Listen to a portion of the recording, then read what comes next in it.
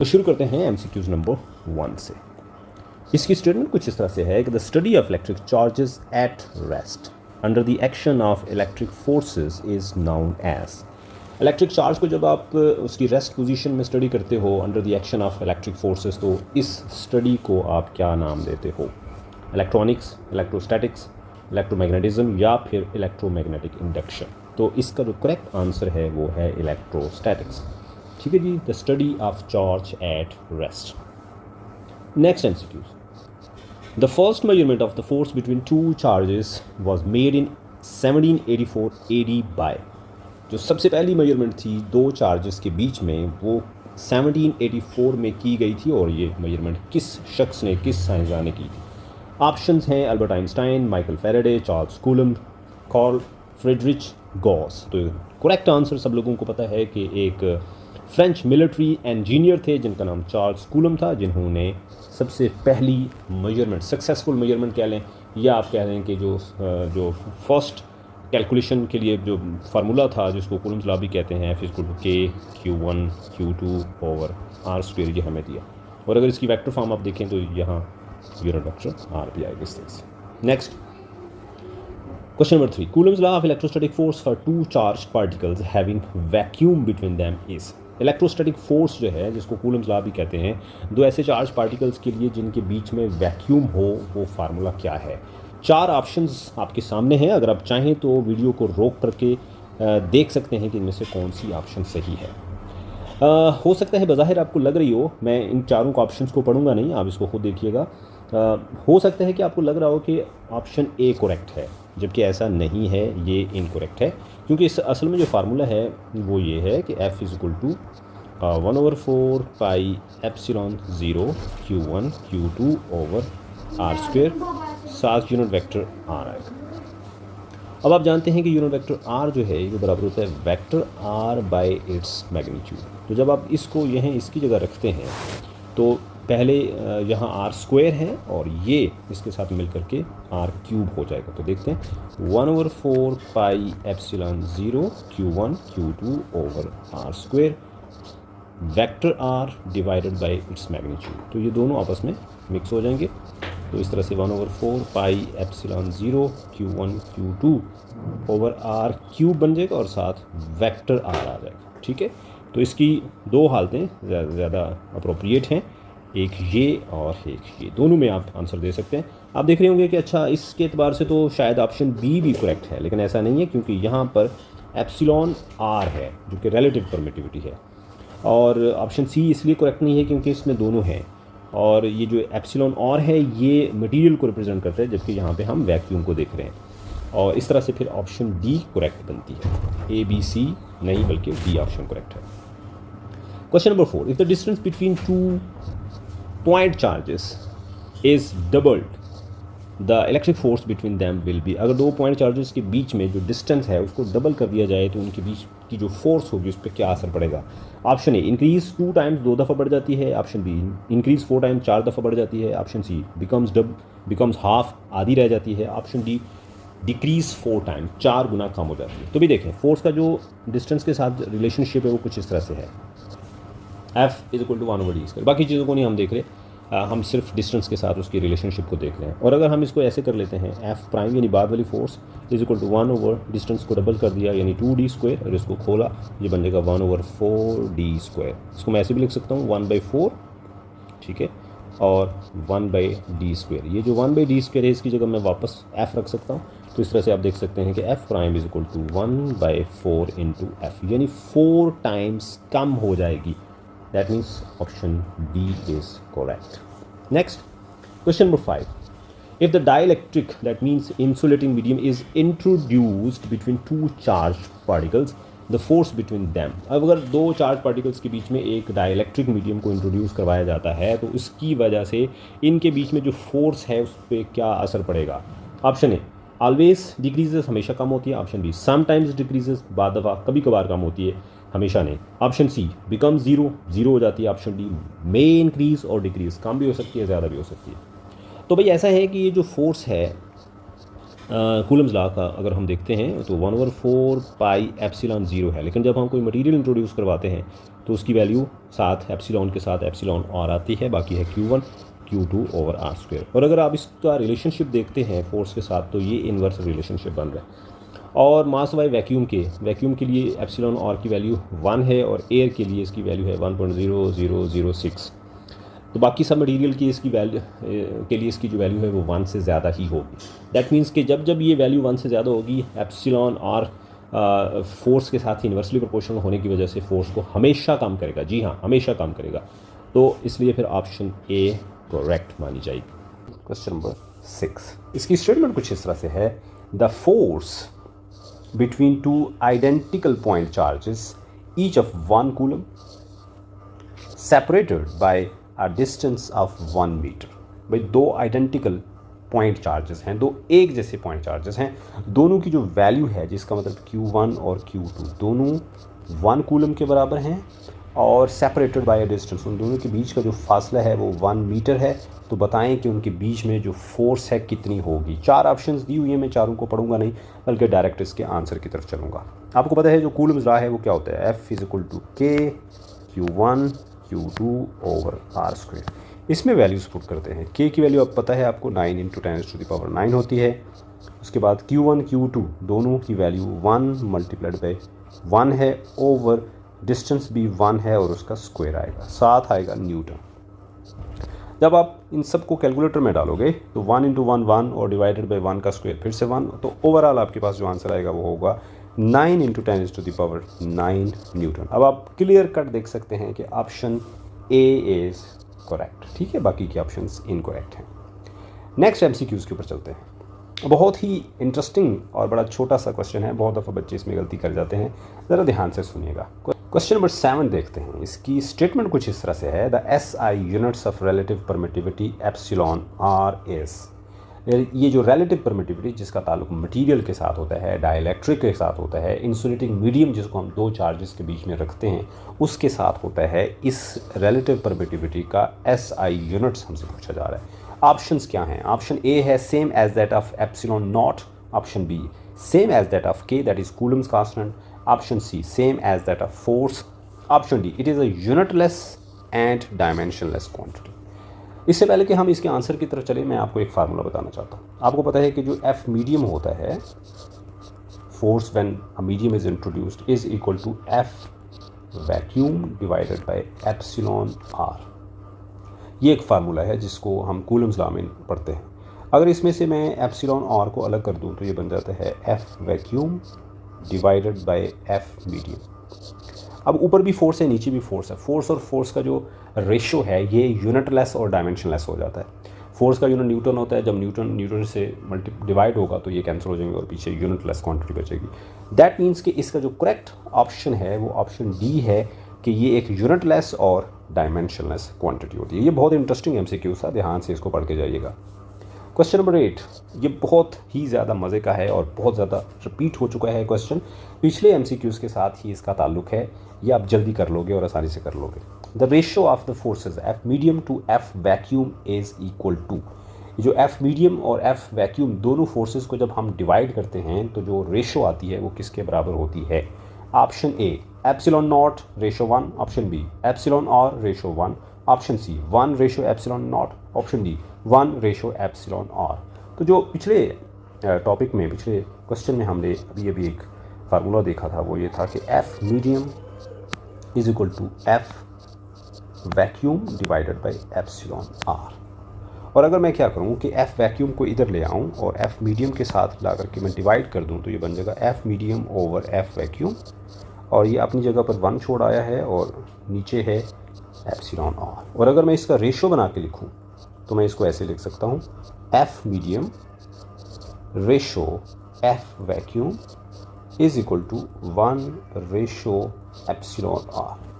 तो इसका मतलब ये हुआ कि आपका ऑप्शन डी करेक्ट है, 1 रेशो एप्सिलॉन आर। यहाँ लगे हाथ में एक और चीज़ आपको बताता चलूँ, अगर ऐसा होता, पूछा जाता कि F vacuum ratio F medium क्या है, तो जस्ट आपने ऑर्डर चेंज किया है, जो पहले नंबर पे थी दूसरे पे चली गई और जो दूसरे नंबर पे थी वो पहले नंबर पे आ गई। तो इसी तरह दूसरी राइट हैंड साइड पे भी ये ऑर्डर चेंज हो जाएगा, एप्सिलॉन आर पहले आ जाएगा और 1 बाद में चला जाएगा।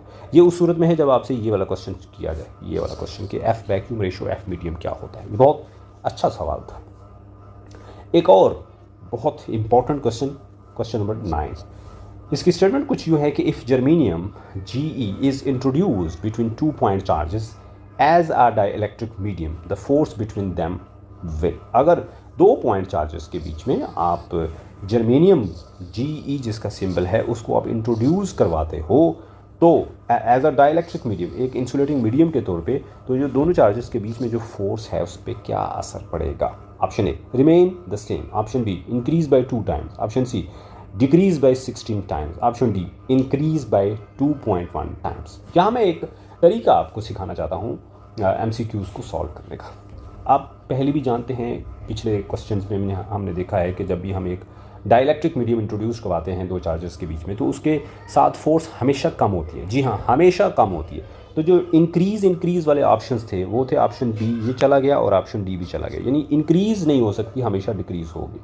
अच्छा, अब रिमेन द सेम एक ही सूरत में हो सकता है कि मटेरियल जो है वो वैक्यूम हो, लेकिन यहाँ तो जर्मेनियम है, इसका मतलब है ऑप्शन ए भी गलत है। तो फिर एक ही ऑप्शन बचती है और वो है option C, that is 16 times. एक और चीज़ आपको यहाँ बताता चलूँ कि जो एफ मीडियम है उसका फार्मूला पहले भी मैंने आपको बताया है, वो बराबर होता है F vacuum over epsilon are.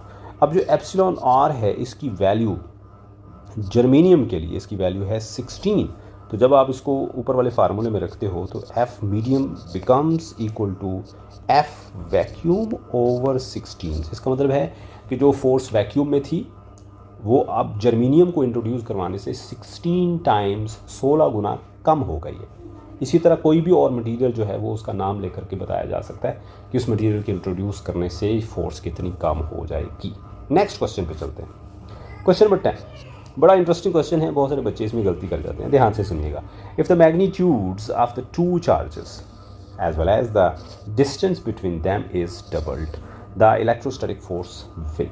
ऐसा है कि 2 चार्जेस हमारे पास, दोनों चार्जेस की मैग्नीट्यूड को डबल किया जाता है और साथ ही साथ उन दोनों के बीच में जो डिस्टेंस है उसको भी डबल किया जाता है। ऐसा करने पर फोर्स के ऊपर क्या असर पड़ेगा? Option A increase by 4 times, option B decrease by 8 times, option C increase by 2 times, option D remains the same रहेगी या क्या होगा? आपको कूलम्स लॉ तो आता ही है, F इज इक्वल टू के Q1 Q2 ओवर R²। हम क्या करेंगे, चेंजेस कर देते हैं। जब चेंजेस करेंगे तो F नहीं रहेगा, F प्राइम बन जाएगा। Q1 की जगह पर रखोगे 2Q1, Q2 की जगह पर रखोगे 2Q2 क्योंकि आपने डबल जो कर दिया, ओवर R की जगह पर रखोगे 2R और ऊपर उसका लोगे स्क्वायर। जब आप इसको सॉल्व करोगे तो आंसर कुछ इस तरह से आएगा कि 2 × 2 4 हो जाएगा, ये बन जाएगा Q1 Q2, और नीचे 2R को जब आप खोलोगे तो ये बन जाएगा 4R², और उसमें से जो 4 है उसको आप अलग कर लोगे और ऊपर से ये जो 2 और 2 हैं दोनों मल्टीप्लाई होकर बाहर आ गए। अब आप देख सकते हैं कि ये वाला जो 4 है इस 4 के साथ कैंसिल हो जाता है और बाकी हमारे पास बचता है के Q1 Q2 ओवर R², और ये तो वही फोर्स F। इसका मतलब है F prime is equal to F। कोई फ़र्क नहीं आया? यस। ऐसा करने पे कि 2 चार्जेस को डबल करने पर और उनके बीच में जो फासला है उसको भी डबल करने पर उन दोनों के बीच की जो फोर्स है उस पर कोई असर नहीं पड़ेगा, that will remains the same. 11 इसकी स्टेटमेंट पढ़ते हैं। The value of Coulomb's constant के in Coulomb's law of electrostatic force F is equal to 1/4 pi epsilon naught Q1 Q2 over R³ unit vector और एस। ये जो फार्मूला है हमारे पास जिसको हम सिंपल ऐसे भी लिख सकते हैं, F इज इक्वल टू के Q1 Q2 over R², simple ऐसा भी लिखा जा सकता है। और अगर हम इसको वेक्टर फॉर्म में लिखते हैं तो ये जो इक्वेशन है ऐसा भी बनाया जा सकता है। इसमें ये जो k है जिसकी अपनी वैल्यू 1/4 पाई एप्सिलॉन नॉट है, ये इसकी इक्वेशन है और इसकी वैल्यू होती है, आपको याद होगा, ये इन्फॉर्मेशन बेस्ड क्वेश्चन है, इन्फॉर्मेशन बेस्ड क्वेश्चन है। तो इसकी जो वैल्यू है वो है 9 × 10⁻⁹ यूनिट आपको याद होगा, और नहीं है तो अब देख लें, वो है न्यूटन मीटर स्क्वायर कूलम -2। इसके बरक्स एक ग्रेविटेशनल कांस्टेंट होता है जिसको हम g के साथ रिप्रेजेंट करते हैं, उसकी वैल्यू होती है 6.67 10⁻11 न्यूटन मीटर स्क्वायर, उसमें किलोग्राम -2 आता है। सो जो 4 ऑप्शंस आपके सामने हैं A B C D, उसमें A the first one is correct option. ठीक है, चलते हैं नेक्स्ट क्वेश्चन पे। Question number 12 The force of repulsion between two electrons separated by a distance of 1.6 millimeter is, दो इलेक्ट्रॉन्स हैं और उन दोनों के बीच में जो फासला है वो है 1.6 मिलीमीटर। तो इलेक्ट्रॉन सेम लाइक चार्जेस हैं, एक दूसरे को रिपेल करेंगे तो इनके बीच में जो फोर्स है वो रिपल्सिव होगी, और वो कितनी होगी, A B C D 4 options दी हुई हैं, लेकिन ऐसे हम इसको गैस नहीं कर सकते जब तक हम इनको सॉल्व नहीं कर लेते। तो जो चार्ज है Q1 Q2 दोनों इलेक्ट्रॉन के बराबर हैं, और इलेक्ट्रॉन का कितना चार्ज होता है 1.6 10⁻⁻19 कूलम, और इनके बीच में जो फासला है वो है 1.6 मिलीमीटर, और मिली को ख़त्म करेंगे तो 1.6 10⁻³ मीटर आएगा।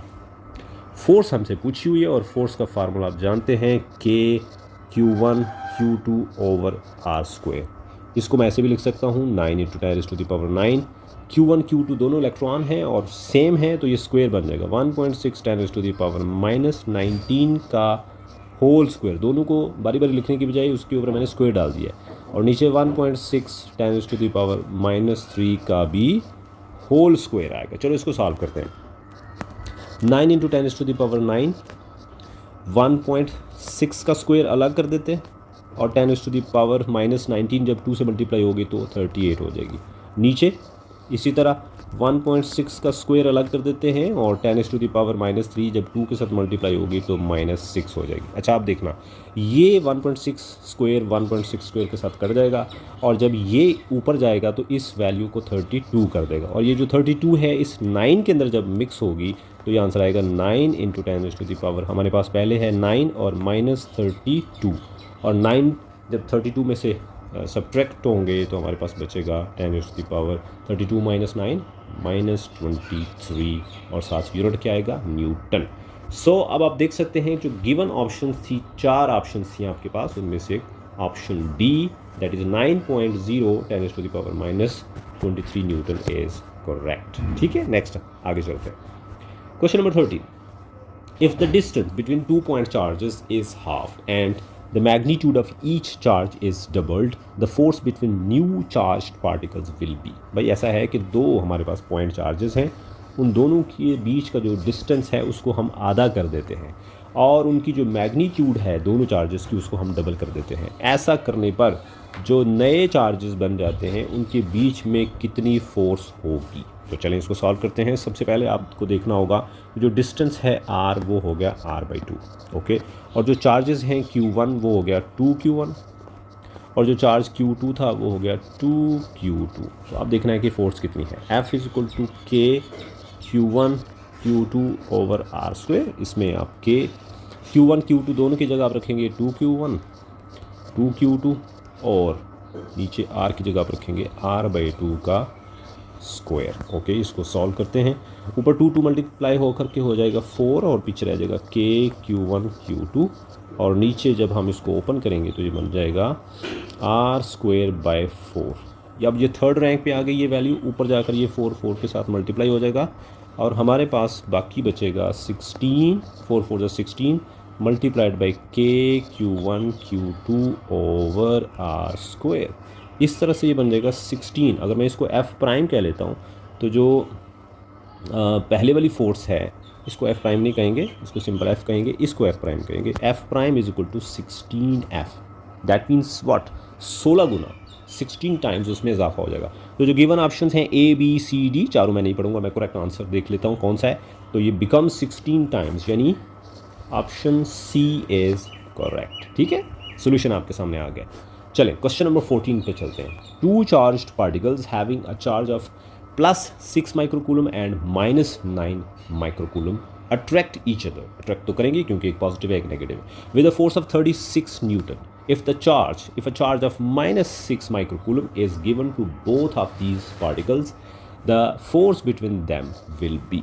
अच्छा भाई ऐसा है कि दो चार्जेस हैं हमारे पास, एक पॉजिटिव एक नेगेटिव, एक है +6 माइक्रोकूलम और दूसरा है -9 माइक्रोकूलम। उन दोनों के बीच में जो फोर्स है वो है 36 न्यूटन। अब -6 माइक्रोकूलम का चार्ज दोनों को देते हैं, इसको भी और इसको भी, तो जो नए चार्ज पार्टिकल्स बनेंगे उनके बीच में कितनी फोर्स होगी। Options A B C D आपके सामने हैं, हम इसको सॉल्व करते हैं। पहला जो चार्ज है Q1 वो था 6 माइक्रोकूलम, पॉजिटिव 6 माइक्रोकूलम, उसमें हमने ऐड किया -6 माइक्रोकूलम को, तो एक पॉजिटिव है एक नेगेटिव है, दोनों कैंसिल होकर के बाकी बचेगा 0।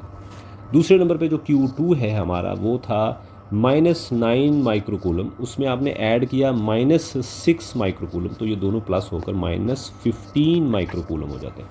अब Q1 है 0 और Q2 है -15 माइक्रोकूलम, और इन दोनों के बीच में एक तरफ 0 है और दूसरी तरफ है -15 माइक्रोकूलम, इनके बीच में कोई फोर्स नहीं होगी, क्योंकि बेसिकली यहाँ एक ही चार्ज है जो दूसरा तो 0 हो गया। तो इस तरह से ABCD 4 ऑप्शन में जो करेक्ट आंसर है वो है 0 न्यूटन। नाइदर अट्रैक्टिव नार रिपल्सिव, क्योंकि चार्ज ही एक बचा है, एक तो 0 हो गया, तो उनके बीच में ना कोई अट्रैक्टिव ना ही कोई रिपल्सिव फोर्स होगी। सो option D is correct. Next question पे चलते हैं। 15 क्वेश्चन कुछ इस तरह से है, how many electrons constitute a charge of 1 coulomb 1c। कितने चार्ज, कितने इलेक्ट्रॉन्स मिल करके 1 कूलम चार्ज बनाते हैं। ऑप्शन ABCD आपके सामने हैं, चलो इसको सॉल्व करते हैं। सबसे पहले हमें पता है कि जो चार्ज होता है जिसको हम Q के साथ रिप्रेजेंट करते हैं वो बराबर होता है N multiplied by E। Simple इसको NE भी लिखा जा सकता है। इसमें N जो है नंबर ऑफ इलेक्ट्रॉन्स हैं और E charge on a single electron है। हमसे यहाँ पूछा उसने N, तो कोई बात नहीं है, हम क्या करेंगे, N को इधर रखेंगे और E को दूसरी तरफ ले जाएंगे और Q के साथ डिवाइड कर देंगे। अब Q कितना है 1 कूलम और E की वैल्यू कितनी होती है 1.6 10⁻⁻⁹ कूलम।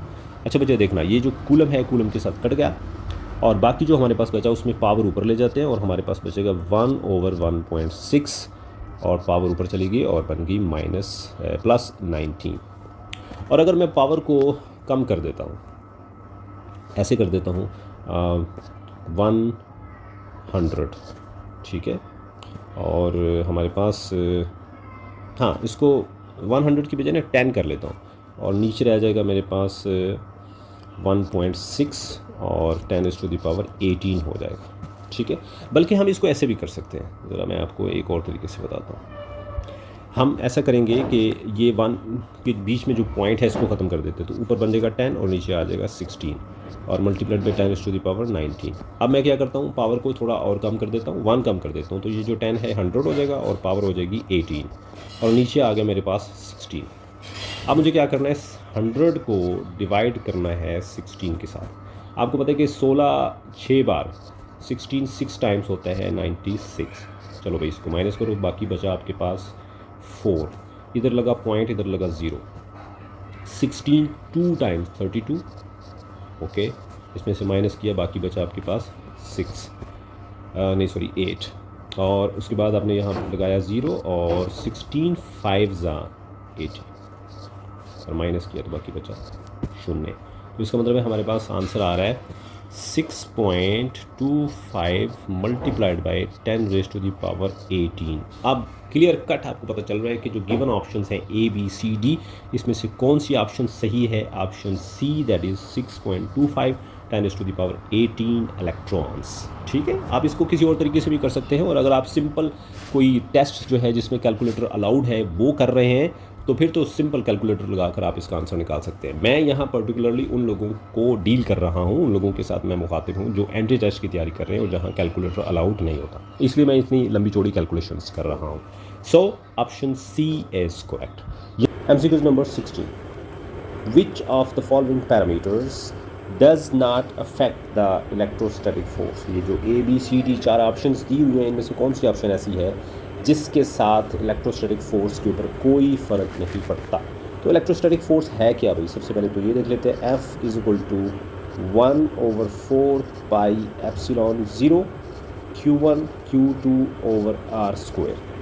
इस फार्मूले में हम देखेंगे कि कौन कौन सी चीज़ों के बदलने से इफ़ेक्ट होते हैं और किसके बदलने से कोई इफ़ेक्ट नहीं होता।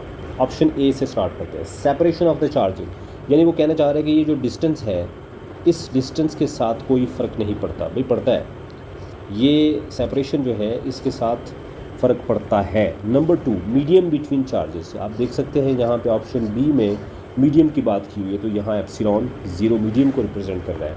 Number 3, magnitude of charges. आप देख सकते हैं यहाँ Q1 Q2 दोनों मैग्नीट्यूड्स को रिप्रेजेंट कर रहे हैं। दैट मीन्स के चार्जेस की मैग्नीट्यूड्स को बदलने से इलेक्ट्रोस्टैटिक फोर्स चेंज होती है। नंबर 4 पे आता है टेम्परेचर। टेम्परेचर का इस पूरी इक्वेशन में कोई जिक्र नहीं है, तो इसका मतलब ये हुआ कि ऑप्शन डी यानी temperature of charges he correct option है, और टेम्परेचर के बदलने से इलेक्ट्रोस्टैटिक फोर्स पे कोई बदलाव नहीं आता। नेक्स्ट एमसीक्यूज पे चलते हैं। MCQs number 17। Two charged particles 2 microcoulomb and 10 microcoulomb are separated by a distance of 10 centimeter. The ratio of the electric forces between them will be। दो चार्जेस हैं, एक 2 माइक्रोकूलम है और दूसरा 10 माइक्रोकूलम है, और दोनों के बीच में 10 सेंटीमीटर का फासला है। इन दोनों के बीच में जो इलेक्ट्रिक फोर्सेस हैं, यानी पहले चार्ज ने दूसरे पे जो फोर्स लगाई और दूसरे चार्ज ने पहले के ऊपर जो फोर्स लगाई, उन दोनों फोर्सेस के बीच की जो रेशियो है वो क्या होगी। भाई हम इसको बना के दिखाते हैं। एक चार्ज ये है, इसको ये पॉजिटिव है, और दूसरा चार्ज ये है, ये भी पॉजिटिव है। एक 2 माइक्रोकूलम का है और एक 10 माइक्रोकूलम का है। इनके बीच में एक फोर्स ऐसी है जो पहला चार्ज दूसरे पे लगाता है, और एक फोर्स ऐसी है जो दूसरे चार्ज पहले पे लगाता है। मान लीजिए इसको मैं कह लेता हूँ F12 और इसको कह लेता हूँ F21। अब वो पूछ ये रहा है कि F12 रेशो F21 क्या होगी, ये रेशो हमसे पूछी हुई है। ऑप्शंस देख लेते हैं। 1:2, 1:1, 1:5, 2:1। तो कौन सी ऑप्शन आपके ख्याल में करेक्ट है? भाई ऑप्शन बी करेक्ट है। ऑप्शन बी इसलिए करेक्ट है कि एक्शन और रिएक्शन, जितनी फोर्स पहला चार्ज दूसरे पे लगाता है उतनी ही फोर्स दूसरा चार्ज पहले के ऊपर लगा रहा है। यानी अगर देखा जाए तो एक्शन और रिएक्शन के एतबार से F12 और F21 दोनों की मैग्नीट्यूड्स एक दूसरे के बराबर हैं। तो जब आप इन दोनों का रेशियो निकालेंगे, यानी F12 रेशियो F21 करेंगे, तो आंसर कितना आएगा 1। और 1 को हम 1/1 भी लिख सकते हैं, ऐसे भी लिख सकते हैं। और अगर इसको हम रेशियो की शक्ल में लिखेंगे तो F12 ratio F21 is equal to 1:1। समझ गए? बहुत अच्छा MCQ था, और इसमें बच्चे कन्फ्यूज़ भी हो जाते हैं। नेक्स्ट आगे चलते हैं। Question number 18. Two charged particles are separated by 2 centimeter. Which of the following pair of them will produce the greatest attractive force? अच्छा जी, दो चार्ज पार्टिकल्स हैं हमारे पास, और उन दोनों के बीच में जो फासला है वो 2 सेंटीमीटर का है। Okay, which of the following pair of them will produce the greatest attractive force. हमने बताना है कि जो 4 ऑप्शन हैं इनमें से कौन सी ऑप्शन ऐसी है जिसमें सबसे ज़्यादा अट्रैक्टिव फोर्स पैदा होगी। ठीक है, तो चलिए शुरू करते हैं। सबसे पहले तो आपको देखना होगा कि एक चार्ज है, यूँ समझ लें कि Q1 है और दूसरा Q2 है, और इनके बीच का जो फासला है वो 2 सेंटीमीटर है। इसको आप Q1 कह लो, इसको आप Q2 कह लो। अब हमसे पूछ रहा है वो अट्रैक्टिव फोर्स। दोनों चार्ज पार्टिकल्स जो हैं उनके बीच में जो फोर्स है वो अट्रैक्टिव होनी चाहिए। अट्रैक्टिव के लिए एक चार्ज का पॉजिटिव होना और दूसरे चार्ज का नेगेटिव होना ज़रूरी है। पहली बात तो ये होगी कि अच्छा भाई, एक चार्ज पॉजिटिव है तो दूसरा नेगेटिव होगा। अब ऑप्शंस को एक्सप्लोर करना शुरू करते हैं। ऑप्शन ए में देखें, ये पहला चार्ज भी पॉजिटिव है, दूसरा चार्ज भी पॉजिटिव है। इनके बीच में जो फोर्स होगी वो रिपल्सिव फोर्स होगी, फोर्स ऑफ रिपल्शन होगी। तो ऑप्शन ए तो करेक्ट नहीं है। ऑप्शन बी इसलिए करेक्ट नहीं है कि ये पहला चार्ज भी पॉजिटिव है, दूसरा चार्ज भी पॉजिटिव है, तो पॉजिटिव पॉजिटिव को रिपेल करता है। So option B is also not correct. अच्छा, ऑप्शन सी जो है उसमें एक चार्ज नेगेटिव है, दूसरा चार्ज भी नेगेटिव है, और नेगेटिव नेगेटिव को रिपेल करेगा, तो ये वाली ऑप्शन भी जाती रही। अब एक ही ऑप्शन बाकी बचती है, और उसमें पहला चार्ज 2 कूलम है और दूसरा -3 कूलम है। तो इन दोनों के बीच में जो फोर्स होगी वो अट्रैक्टिव फोर्स होगी, बाकी सब के बीच में रिपल्सिव फोर्स है। बस ये एक ऑप्शन बचती है जिसमें अट्रैक्टिव फोर्स है। So option D is correct. ठीक है, चलो आगे चलते हैं। ओके, क्वेश्चन नंबर 19 शुरू करते हैं। इसकी कुछ इस तरह से है। अ charge of Q is divided into small q and Q minus small q and separated by a distance r। The force of repulsion between them will be maximum when. अच्छा जी, एक चार्ज है, इसका नाम है Q। उसको हमने divide किया 2 हिस्सों में। एक हिस्सा है Q और दूसरा है Q माइनस Q। अब इन दोनों के बीच में जो फोर्स है वो मैक्सिमम होनी चाहिए। कब मैक्सिमम होगी ये हमसे पूछा हुआ है। और इन दोनों के बीच का जो फासला है, इन दोनों के बीच का जो फासला है वो r है। ऑप्शंस क्या हैं? ऑप्शन है, ऑप्शन ए है when small q is equal to capital Q। Option B when small q is equal to half of the capital Q। Option C when small q is quarter of the capital Q। And option D is none of these. तो चलें इसको check करते हैं। अब सबसे पहले हम क्या करेंगे कि जो हमारा जो Q1 है उसको हम रख लेते हैं कैपिटल Q। तो जो Q2 है वो ज़ीरो होगा क्योंकि टोटल चार्ज तो इसके पास चला गया, दूसरा चार्ज तो ज़ीरो हो गया। इस सूरत में जो फोर्स होगी हमारे पास वो ज़ीरो होगी। ये ऑप्शन ए थी, ये तो नहीं हो सकती। ऑप्शन बी में अगर हम देखते हैं तो हमारा पहला चार्ज जो है वो होगा Q/2, दूसरा चार्ज वो भी Q/2 होगा। इस सूरत में जो हमारे पास फोर्स होगी वो होगी Q/2, बाकी सारी चीज़ें कांस्टेंट है तो Q/2 मल्टीप्लाइड बाई Q/2 ये बनेगा Q²/4। ओके, ऑप्शन 3 में देखते हैं।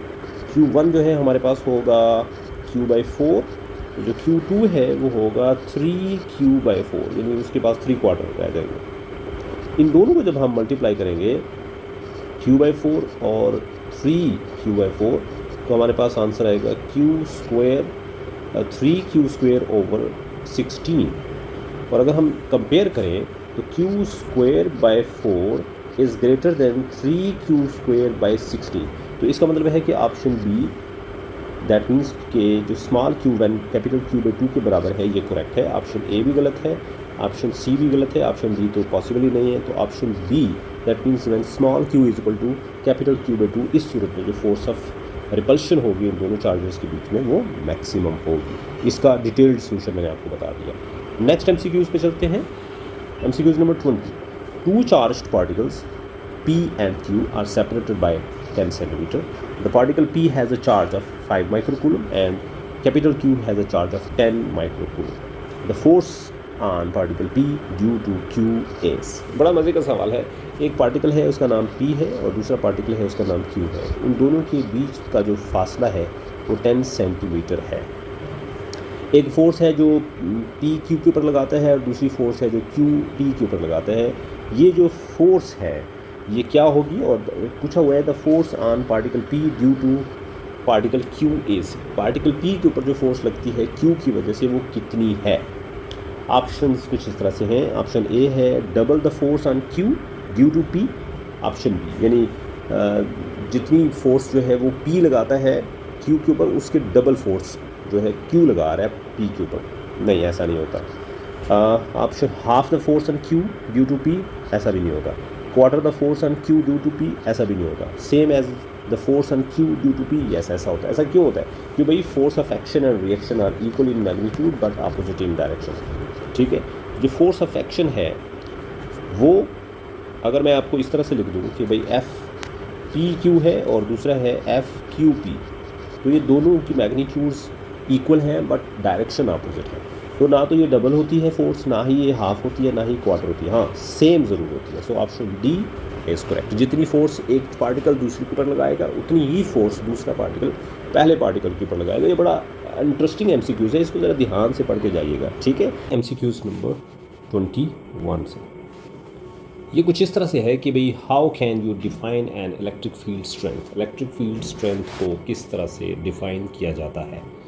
आप जानते हैं कि जो इलेक्ट्रिक फील्ड स्ट्रेंथ है उसका जो फार्मूला होता है वो है E is equal to F/Q, और अगर इसकी हम वेक्टर फॉर्म लिखते हैं तो कुछ इस तरह से होगा, यानी फोर्स पर यूनिट चार्ज। अब पहला ऑप्शन देखते हैं the torque acting on a test charge. No, ऐसा कुछ नहीं है। उसके बाद ऑप्शन बी है the force acting on a test charge. हाँ, ये हो सकती है। ऑप्शन सी देखते हैं the impulse acting on a test charge. No, ऐसा भी कुछ नहीं है। The energy carried by a test charge. नहीं, ऐसा भी नहीं है। तो फिर जो करेक्ट ऑप्शन है हमारी वो ऑप्शन बी है, that is the force acting on a test charge, क्योंकि ये इक्वेशन के मुताबिक भी यही साबित होता है कि यही इक्वेशन सही है, ऑप्शन सही है। नेक्स्ट चलते हैं MCQ नंबर 22 पे। The electric field strength at a distance of 20 centimeter from an isolated point particle having a charge of 2 into 10 to the power minus 9 coulomb is। अच्छा, भी एक चार्ज है और वो है exactly 2 into 10 to the power minus 9 coulomb, और वो 20 centimetre के डिस्टेंस पे पड़ा हुआ है, या फिर उस चार्ज से 20 सेंटीमीटर दूर हमने इलेक्ट्रिक फील्ड स्ट्रेंथ को फाइंड आउट करना है। तो बताएं कि इलेक्ट्रिक फील्ड स्ट्रेंथ क्या होगी, इसको सॉल्व करना पड़ेगा। आपको याद है कि इलेक्ट्रिक फील्ड का जो फार्मूला है वो ये भी होता है K/Q/R²। अगर इसमें हम सारी वैल्यूज़ डालते हैं, K की वैल्यू आपको पता है 9 × 10⁻⁹, उसके बाद चार्ज हमें दिया हुआ है 2 × 10⁻⁻⁹ ओवर डिस्टेंस हमें दिया 20 सेंटीमीटर, यानी 20 × 10⁻⁻2 और ये बन जाएगा मीटर। तो ये बन जाएगा 20 × 10⁻⁻2 का होल स्क्वायर और साथ यूनिट आएगा न्यूटन पर कूलम। अगर हम ध्यान से देखें तो हमें पता चल रहा है कि ये 10⁻⁹ इस 10⁻⁹ के साथ कट रहा है और ये 2 × 9 ये बन जाएगा 18। अच्छा जी, 18 बन गया। उसके बाद नीचे अगर हम देखते हैं तो 20 का जो स्क्वायर है वो 400 होगा और 10⁻⁻2 का जो स्क्वायर है वो 10⁻⁻4 हो जाएगा। अच्छा, अब हम ऐसे कर सकते हैं कि इसको 10⁻⁻4 को ऊपर ले जाते हैं और थोड़ी सी कटिंग भी कर देते हैं। ये कर देते हैं 9 और इसको कर देते हैं 200। अब ऊपर है 9 और नीचे से 10⁻⁻4 ऊपर चला गई और +4 हो गई और नीचे रह गया 200। अच्छा, अब हम ऐसा भी कर सकते हैं कि ऊपर 10⁻4 जो है उसके साथ इसकी कटिंग कर सकते हैं। अगर ये 2 0 कट हो जाएं जो कि 10⁻2 के बराबर हैं तो ऊपर से 10⁻4 कट होकर 2 रह जाएगी। तो इस तरह से ऊपर आ गया हमारे पास 9 × 10⁻2 और नीचे रह गया सिर्फ 2। अब ये जो 9 × 10⁻2 है ये तकरीबन 900 होता है और डिवाइड करेंगे हम 2 से तो ये हाफ रह जाएगा 450 और यूनिट इसके साथ साथ ही चल रहा है न्यूटन पर कूलम। अब आप देख सकते हैं कि जो गिवन ऑप्शन हैं ABCD उसमें से कौन सी ऑप्शन सही है। Option B that is 450 Newton per coulomb ये करेक्ट है। इसको सॉल्व करने के और भी कई शॉर्टकट्स हो सकते हैं लेकिन ये मैंने थोड़ा सा एक्सप्लेन कर दिया ताकि जो बच्चे मैथ्स में ज़रा थोड़े से वीक होते हैं उनके लिए भी ये थोड़ा आसान हो जाएगा। Next MCQ number 23। The SI units of electric field intensity is. Electric field intensity का SI यूनिट क्या होता है। आप सब जो जानते हैं कि इलेक्ट्रिक फील्ड का जो फार्मूला है वो है फोर्स पर यूनिट चार्ज। अब फोर्स का यूनिट होता है न्यूटन और चार्ज का यूनिट होता है कूलम, तो इस तरह से मैं इसको न्यूटन पर कूलम ऐसे लिख सकता हूँ। अब आप देख सकते हैं कि जो गिवन ऑप्शंस हैं उनमें से कौन सी ऑप्शन सही है। Newton per coulomb option B is correct. ठीक है, नेक्स्ट चलते हैं question number 24। The ratio of the units of electric force to the electric field strength is equal to. Electric force और इलेक्ट्रिक फील्ड स्ट्रेंथ के जो units होते हैं इनका जो रेशियो है वो किसके बराबर होता है। तो पूछा ये जा रहा है कि F/E का जो यूनिट है वो क्या होगा। तो सबसे पहले हमें देखना होगा कि F फोर्स है तो इसका यूनिट न्यूटन होता है डिवाइडेड बाय इलेक्ट्रिक फील्ड का यूनिट न्यूटन पर कूलम होता है ऐसे। तो इसको हम ऐसे लिख सकते हैं। अब अगर इसको मैं ओवर की फॉर्म में लिखूं तो Newton over Newton per coulomb, तो यहाँ से आप देख सकते हैं कि न्यूटन न्यूटन के साथ कट जाएगा और कूलम ऊपर चला जाएगा और इसकी पावर ऊपर जाकर +1 हो जाएगी और सिंपल C आ जाएगा। C stands for coulomb. तो इसका मतलब है कि E फोर्स और इलेक्ट्रिक फील्ड इन दोनों के जो यूनिट्स का रेशियो है वो कूलम के बराबर होगा। So option A is correct. ठीक है, बाकी ऑप्शन भी आप देखा करें। आगे चलते हैं question number 25। The ratio of the electric field strength to electric force that is E/F is. अब सिंपल क्वेश्चन है, ये पिछले क्वेश्चन की तरह का ही है कि इलेक्ट्रिक फील्ड और इलेक्ट्रिक फोर्स इन दोनों का जो रेशियो है वो किसके बराबर है। भाई ऐसा है कि आप देख सकते हैं कि इलेक्ट्रिक फील्ड बराबर होता है फोर्स पर यूनिट चार्ज। और अगर मैं इसको ऐसे लिख दूँ E/F, F को इधर ले आऊँ और पीछे F अपनी जगह पे 1 छोड़ देगा और इधर आ जाएगा Q। इसको मैं ऐसे भी लिख सकता हूँ कि कि Q इन्वर्स यानी Q की पावर ऊपर चली जाएगी और नीचे आपको पता है कि 1 होगा, तो इसको मैं Q इन्वर्स रेशो 1 ऐसे लिख सकता हूँ। So E/F is equal to Q inverse ratio 1। ठीक है, तो ऑप्शन कौन सी सही हुई? ऑप्शन D करेक्ट हुई आपकी। ये ज़रा ध्यान से करने वाला सवाल है, इसको आपने अच्छे से समझ लेना है। ये जो पॉइंट है ये यहाँ पे सारा ट्रिक छुपा हुआ है कि Q को हम ऊपर लेके जाएं तो Q इन्वर्स बन जाता है और 1 को नीचे ले आए और फिर इसको रेशो बना के लिख दें। और अगर ऑप्शंस में ऐसा होता 1/Q, अगर ये ऑप्शन होती तो फिर तो मसला कोई ना था, लेकिन ये ऑप्शन में नहीं है। तो ऑप्शन में ना होने की वजह से फिर हमें इसके ऊपर थोड़ा सा गौर करना पड़ा कि हमें उस तरह से बनाना पड़ा। पहली ऑप्शन तो नहीं थी, दूसरी भी नहीं थी, तीसरी भी नहीं थी, फिर चौथी जो थी उसके मुताबिक उसको करना पड़ा।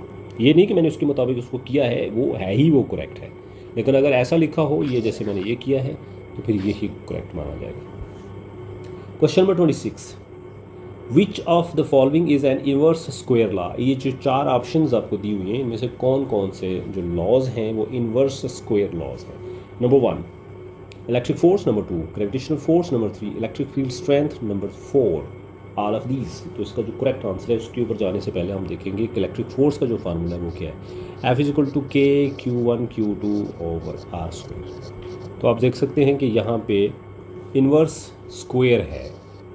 अगर हम इसको ऊपर ले जाएं तो इस तरह से बन जाएगा के Q1 Q2 और साथ आएगा R-2। तो ये एक इनवर्स स्क्वायर लॉ है। इसी तरह F is equal to GM1 M2 over R square. तो इसको भी वैसे लिखा जा सकता है, और अगर हम इसको इन्वर्स में देखें तो ऐसे भी चेक किया जा सकता है। ये भी एक इन्वर्स स्क्वायर लॉ है। और जो तीसरी ऑप्शन है इलेक्ट्रिक फील्ड स्ट्रेंथ, वो आप देख सकते हैं E इज इक्वल टू के Q ओवर आर स्क्वायर। तो ये भी एक इन्वर्स स्क्वायर लॉ है। तो इसका मतलब ये हुआ कि तीनों की तीनों ऑप्शंस करेक्ट हैं, और इस तरह से option D all of these सही मानी जाएगी। नेक्स्ट क्वेश्चन पे चलते हैं। 27, a positive test charge of 2.0 microcoulomb is placed in an electric field if it experiences a repulsive force of 0.2 Newton. The field strength is। अच्छा जी, अब ऐसा है कि एक चार्ज है 2.0 माइक्रोकूलम का, वो इलेक्ट्रिक फील्ड के अंदर पड़ा हुआ है और वो 0.2 न्यूटन फोर्स एक्सपीरियंस करता है। बताना ये है कि ये जो फील्ड है ये कितना स्ट्रांग है। तो आप जानते हैं कि इलेक्ट्रिक फील्ड का फार्मूला है फोर्स पर यूनिट चार्ज। अब फोर्स कितनी है 0.2 न्यूटन, और चार्ज कितना है 2.0 माइक्रोकूलम। इसको हम ऐसे भी लिख सकते हैं 2.0 10⁻⁻⁻1, और नीचे हम इसको लिख सकते हैं 2.0 10⁻⁻6, और साथ आएगा न्यूटन पर कूलम। अच्छा बच्चे, अब आप देखो तो क्लियर कट आपको दिख रहा है कि ये 2.0 इस 2.0 से कट जाएगा, पीछे रह जाएगा 1, और ये 10⁻⁻6 जब ऊपर जाएगा तो इसमें ऐड हो जाएगा और ये बन जाएगा 1.0 into 10⁻⁻1 plus 6 Newton per coulomb, और इसको हम ऐसे भी लिख सकते हैं 1.0 10⁻⁻5 न्यूटन पर कूलम। अब आप देख लो चारों option A B C D में से कौन सी ऑप्शन सही है। Option B 1.0 10⁻5 Newton per coulomb is correct. ठीक है, नेक्स्ट क्वेश्चन पे चलते हैं। 28, the electric field lines emerge from the charges in dash dimensions 1 2 3 और नन ऑफ दीज। एक जो इलेक्ट्रिक चार्ज होता है उसमें से निकलने वाली जो फील्ड लाइंस होती हैं वो कितनी डायरेक्शंस में निकलती हैं, कितनी डायरेक्शंस में फैलती हैं। एक डायरेक्शन में यानी एक्स एक्सिस के लॉन्ग, 2 डायरेक्शन में यानी एक्स और वाई, और 3 डायरेक्शन यानी एक्स वाई और जी, यानी जिसको हम 3D भी कह सकते हैं। तो भाई वो एक जो बॉल होता है, आप उस बॉल को लेकर के उसकी पूरी सरफेस के ऊपर नीडल्स लगा दें, छोटी छोटी पिन्स लगा दें, तो इस तरह से आप देख सकते हैं कि पूरी सरफेस के ऊपर जब पिन्स आ जाएंगी तो उनकी जो डायरेक्शन है वो 3D होगी। इसी तरह एक जो चार्ज है उसमें से निकलने वाली जो इलेक्ट्रिक लाइंस ऑफ फोर्स होती हैं वो पॉजिटिव हो या नेगेटिव हो, वो 3 डायमेंशंस में होती हैं, किसी एक खास डायरेक्शन में नहीं होती। हाँ, पॉजिटिव हो तो इलेक्ट्रिक लाइंस ऑफ फोर्स बाहर की तरफ होती हैं, और नेगेटिव चार्ज हो तो इलेक्ट्रिक लाइंस ऑफ फोर्स अंदर की तरफ होती है। ठीक है, ओके। सो इसका जो करेक्ट ऑप्शन है वो है option C, that is 3 dimension. 3 या 3D दोनों ऑप्शन सही है। Next 29, a charge at rest creates और एन फील्ड अराउंड इटसेल्फ। जब एक चार्ज रेस्ट पे होता है तो अपने इर्द गिर्द कौन सा फील्ड पैदा करता है। A B C D 4 option हैं, electric field, magnetic field, gravitational field, या फिर नन ऑफ दीज। तो भाई ये एक charge, a charge at rest creates an electric field. ठीक है, so option A is correct. जब वही चार्ज मूव कर रहा होता है तो एक और फील्ड पैदा होता है जिसको हम मैग्नेटिक फील्ड करते हैं। तो charge at rest creates electric field and the charge in motion creates magnetic field. Next 30th और लास्ट MCQs आज के लेक्चर का, इसके ऊपर आते हैं। If we follow an electric field line of a negative charge the electric field intensity will. अगर हम एक नेगेटिव चार्ज के फील्ड को फॉलो करें तो इलेक्ट्रिक फील्ड इंटेंसिटी पे क्या असर पड़ेगा। अभी थोड़ी देर पहले मैंने आपको पिछले MCQs में बताया कि जो नेगेटिव चार्ज होता है उसका जो फील्ड होता है उसका डायरेक्शन इनवर्ड होता है, इनवर्ड। और अगर हम इसमें से किसी एक लाइन को फॉलो करते जा रहे हैं, मतलब यहाँ से ये लाइन चलती हुई अंदर की तरफ जा रही है और हम भी इसको फॉलो करते करते अंदर की तरफ जा रहे हैं, तो इलेक्ट्रिक फील्ड स्ट्रेंथ के ऊपर क्या असर पड़ेगा? इलेक्ट्रिक फील्ड स्ट्रेंथ का फार्मूला है KQ/R²। तो अगर आप देखते हो तो ये जो इलेक्ट्रिक फील्ड है इसका R² के साथ इन्वर्स रिलेशनशिप है, यानी इन्वर्स स्क्वायर ला है। दैट मीन्स कि जब R की वैल्यू कम होगी तो इलेक्ट्रिक फील्ड इंटेंसिटी की वैल्यू ज़्यादा होगी। और इसके बरक्स अगर हम बाहर की तरफ जाना शुरू कर दें तो R की वैल्यू इंक्रीज़ करना शुरू कर देगी तो इलेक्ट्रिक फील्ड इंटेंसिटी डिक्रीज़ होना शुरू हो जाएगी। सो ऑप्शन ABCD में से ऑप्शन ए है first increase then decrease, no. Option B first decrease then increase, no. Option C keep on increasing and option D is keep on decreasing. Decrease तो नहीं करेगा क्योंकि डिस्टेंस जो है वो कम होगा तो इलेक्ट्रिक फील्ड इंटेंसिटी बढ़ेगी। सो इसमें MCQs नंबर 31 से इसकी स्टेटमेंट ज़रा ध्यान से सुनिएगा। 2 electrons E1 and E2 are placed on the x-axis as shown below.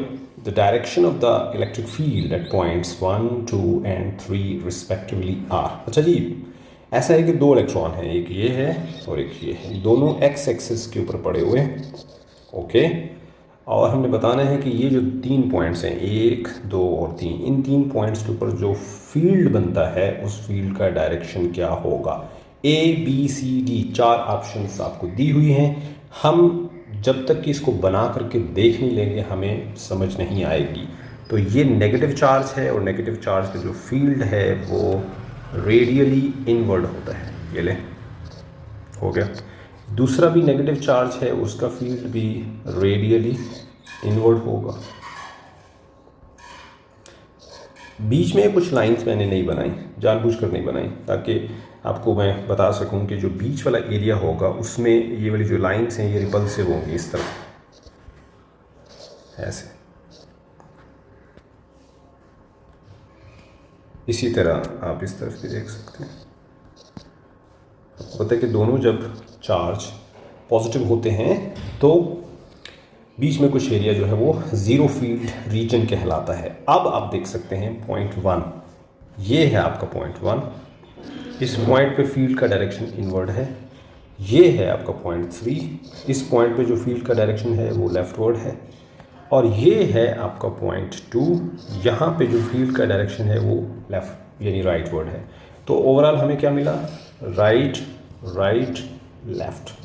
अब आप देख सकते हैं ये जो 4 ऑप्शंस हैं उसमें से राइट राइट लेफ्ट कौन है?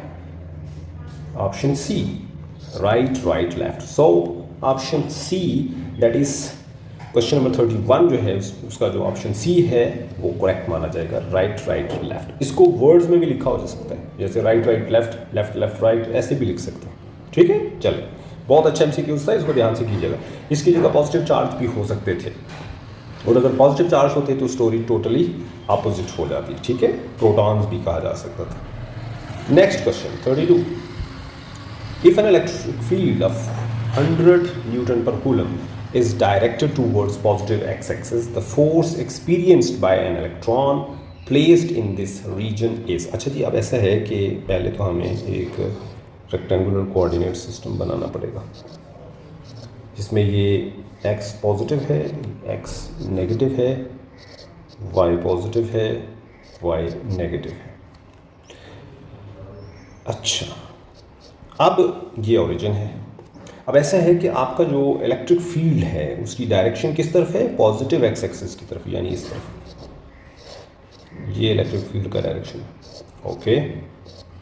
इस फील्ड के अंदर the force experienced bye an electron, एक इलेक्ट्रॉन आप इस फील्ड के अंदर रख देते हो, लाइक यहाँ पे रख देते हो, ये लेंगे इलेक्ट्रॉन आपने रख दिया। Placed in this region is, उस इलेक्ट्रॉन के ऊपर लगने वाली जो फोर्स होगी उसका डायरेक्शन क्या होगा और वो कितनी होगी? सबसे पहले तो आपको बताना पड़ेगा कि जो इलेक्ट्रिक फील्ड होता है उसका फार्मूला है E = F/Q। तो यहाँ से F किसके बराबर होगा? QE। अब Q कितना है, चार्ज कितना है? इलेक्ट्रॉन, यानी 1.6 × 10⁻⁻19 कूलम, मल्टीप्लाइड बाई E कितना है? 100 न्यूटन पर कूलम, ओके।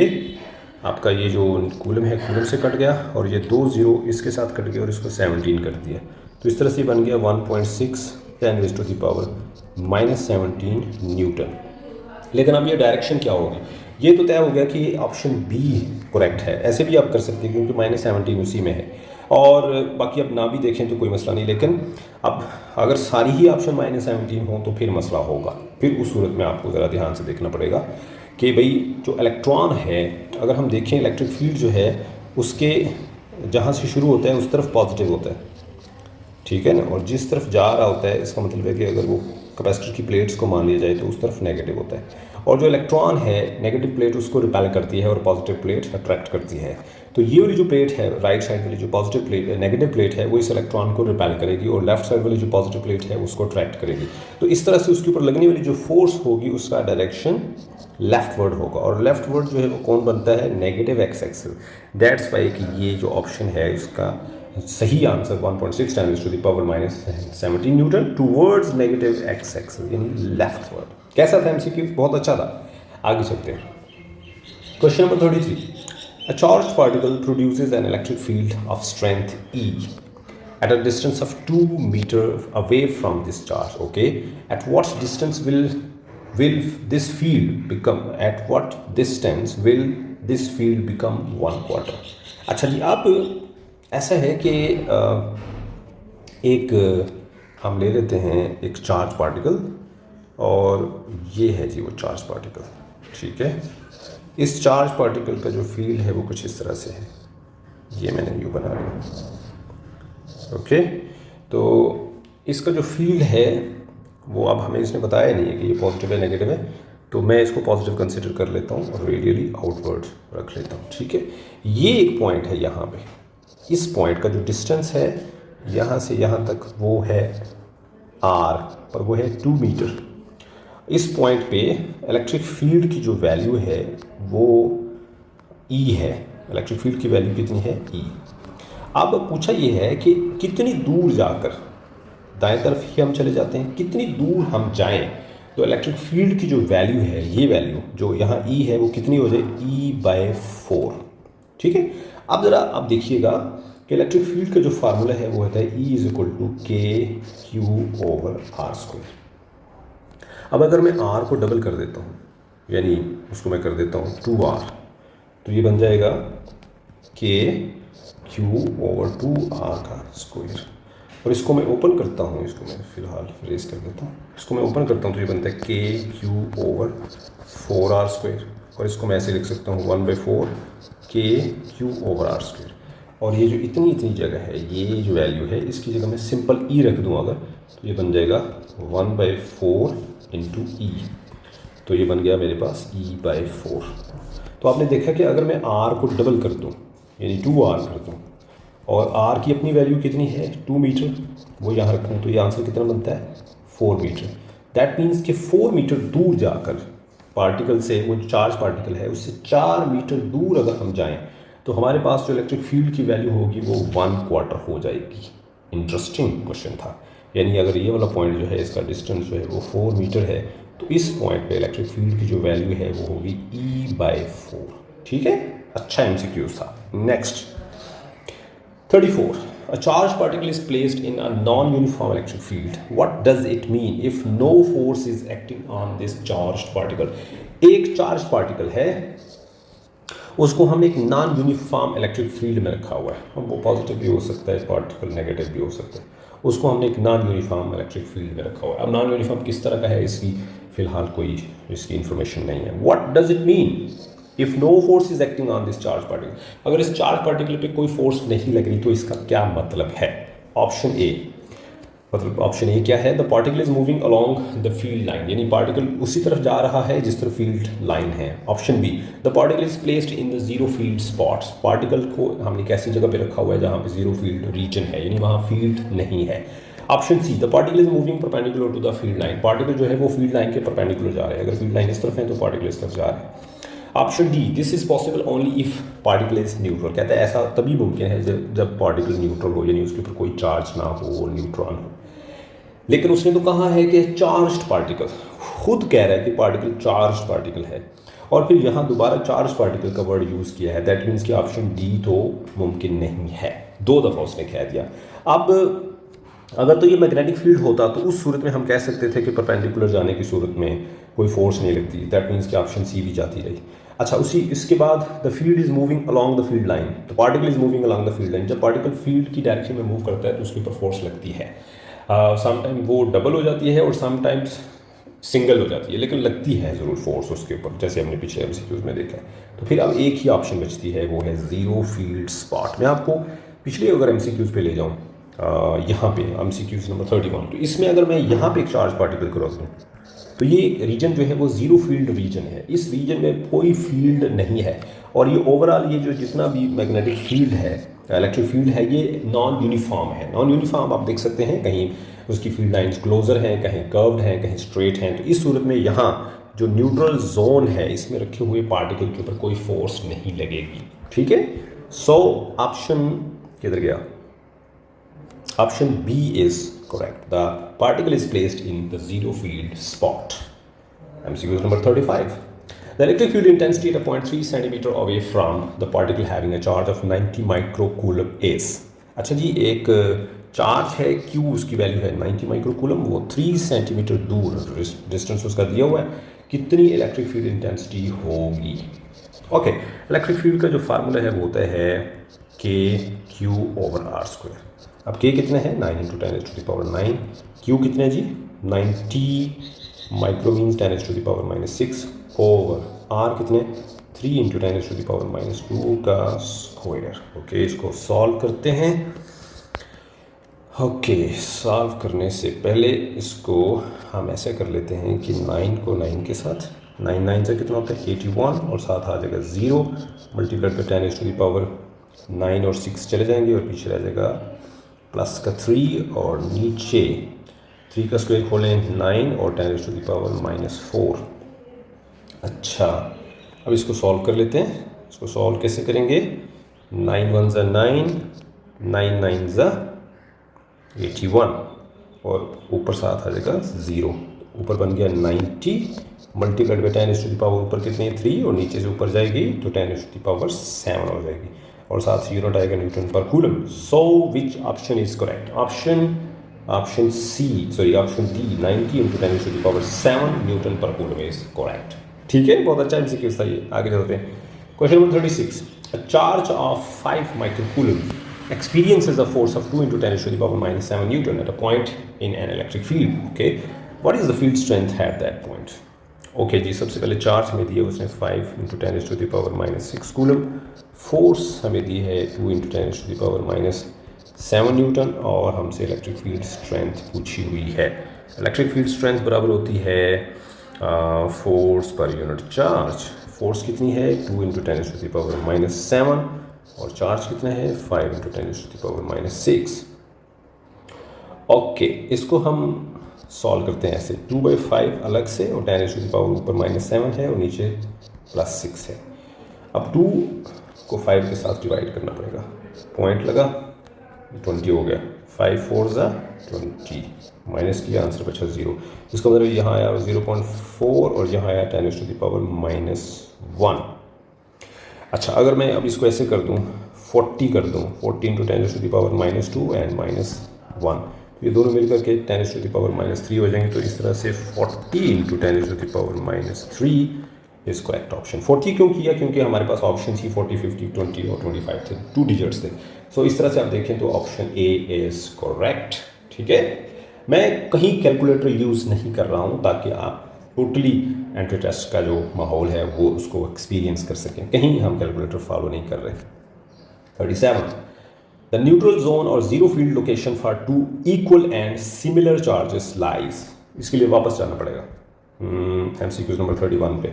यहाँ भी आप देख सकते हैं 2 इक्वल चार्जेस हैं, सिमिलर भी हैं और इक्वल हैं, तो इनका जो न्यूट्रल जोन था बिल्कुल इनके सेंटर में था।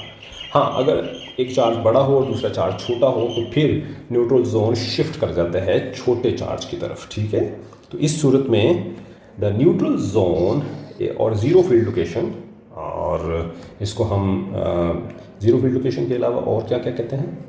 न्यूट्रल जोन कहते हैं, ज़ीरो फील्ड रीजन भी कहते हैं। ठीक है, 2 equal and opposite, 2 equal and similar charges का जो न्यूट्रल जोन होगा बिल्कुल उनके मिड में होगा, बिल्कुल मिड में होगा, ऐसी जगह पे जहाँ पे कोई फील्ड लाइंस पास नहीं कर रही। So between charges between charges यानी चार्जेस के बीच में, नियर टू स्मॉलर चार्ज, छोटे चार्ज की तरफ नहीं, ऐसा नहीं होता। बिटवीन चार्जेस यानी चार्जेस के बीच में, क्लोजर टू बिगर चार्ज की तरफ नहीं, ऐसा भी नहीं होता। और there is no neutral zone in this region, नहीं, ऐसा भी नहीं है। Option C is correct, at mid point of two charges. Okay, next 38, the electric flux through a closed surface enclosing a charge depends upon the, भाई electric flux का जो formula है वो सिंपल है, Q और एप्सिलॉन जीरो, जिसका मतलब है कि जो फ्लक्स है वो दो चीज़ों पे डिपेंड करता है, नंबर 1 चार्ज पे और नंबर 2 मीडियम पे। यहाँ पे क्या क्या दिया हुआ है, charge enclosed within the surface, okay, इस पे डिपेंड करता है। Geometry of the surface, no. Shape of the surface, no. All of these, no. Option A is correct. Next 39, when an electric charge of 50 coulomb is transferred against a potential difference of 2 into 10 to the power 8 volts, the energy involved is, आपको पता है कि जो energy का formula है वो है Q into delta we.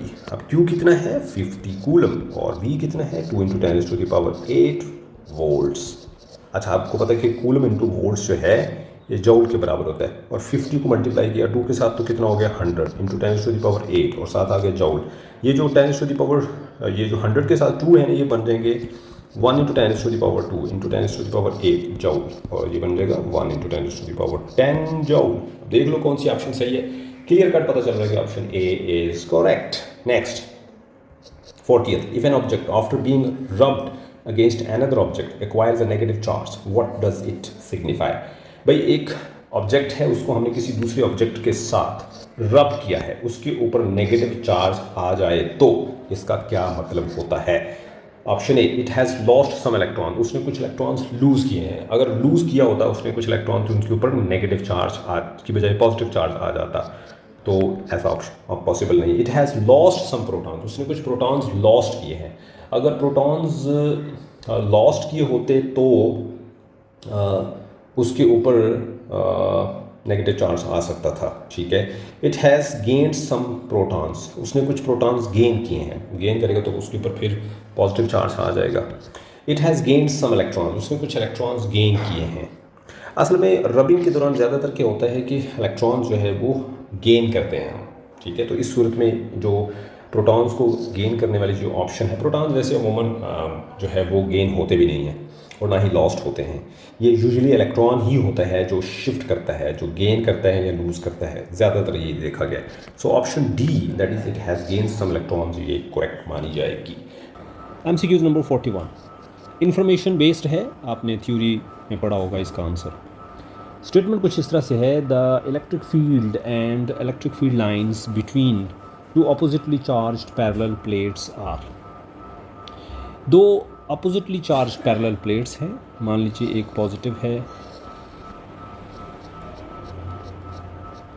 और दूसरी नेगेटिव है।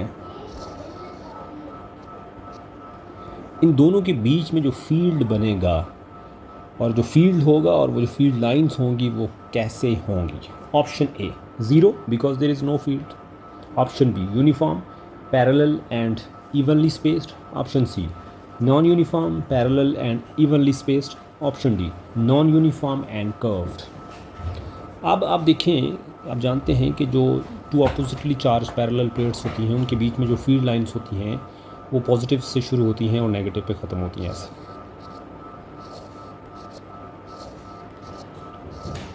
और अगर ये प्लेट्स इनफाइनाइट हों तो फिर जाकर के कहीं आप कह सकते हैं कि थोड़ा थोड़ा वो इधर से बेंड होना शुरू हो जाती है। लेकिन फिल वक्त ये जो आपके सामने पिक्चर है इसके मुताबिक ये जो फील्ड है ये यूनिफॉर्म है, नॉन यूनिफॉर्म तो नहीं। तो इसका मतलब है कि ऑप्शन बी का ये वाला लफ्ज़ ठीक है। दूसरे नंबर पे देखा जाए तो ये पैरेलल भी हैं, ओके, और इवनली स्पेस्ड यानी एक दूसरे से एक जितने फासले पर ये वाक़ हैं, तो तीसरी बात भी पूरी हो जाती है। हाँ, बाकी जो सभी ऑप्शंस हैं उसमें से हो सकता है कि कोई एक एक दो बातें सही हों, लेकिन 3 की 3 बातें सही होना ज़रूरी था। उसके मुताबिक ऑप्शन बी करेक्ट मानी जाएगी, ठीक है। चलते हैं नेक्स्ट MCQs पे। Question number 42, which of the following is not a possible unit of electric field intensity. Electric field intensity का पॉसिबल यूनिट नहीं है। इन 4 ऑप्शन में से कौन सा यूनिट ऐसा है जो इलेक्ट्रिक फील्ड इंटेंसिटी का नहीं है। Option A Newton per coulomb, option B जॉल पर coulomb, option C volt per metre, option D जॉल पर कूलम पर मीटर। अगर आप देखें तो इलेक्ट्रिक फील्ड के हमारे पास दो फार्मूले हैं, एक है फोर्स पर यूनिट चार्ज।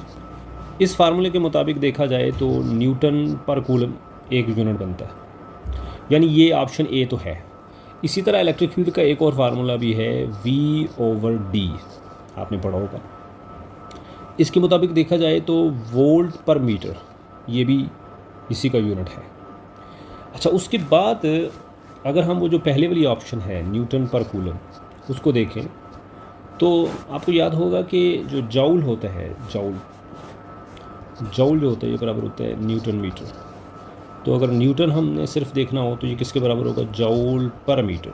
अच्छा, तो इस न्यूटन की जगह हम रख देते हैं जॉल पर मीटर और नीचे है कूलम, कूलम भी ऊपर आ जाएगा तो ये बन जाएगा जॉल पर कूलम पर मीटर। इसका मतलब ऑप्शन डी भी सही है। अब ऑप्शन सी जॉल पर कूलम है, तो जॉल पर कूलम इसका यूनिट नहीं हो सकता, न्यूटन पर कूलम हो सकता है, क्योंकि न्यूटन जो जॉल है ये बजाते खुद न्यूटन मीटर है। तो अगर इसके साथ में यहाँ मीटर लगाऊं तो फिर ये बनता है जॉल पर कूलम, लेकिन ये लगा नहीं सकता मैं। इसका मतलब है कि ऑप्शन बी जॉल पर कूलम के अलावा बाकी तीनों ऑप्शन सही हैं, और मैंने वो प्रूफ भी दे दिया आपको इक्वेशंस के ज़रिए। सो ऑप्शन डी एक ऐसी ऑप्शन है, एक ऐसी यूनिट है जो इलेक्ट्रिक फील्ड इंटेंसिटी का नहीं हो सकता, बाकी तीनों हो सकती हैं।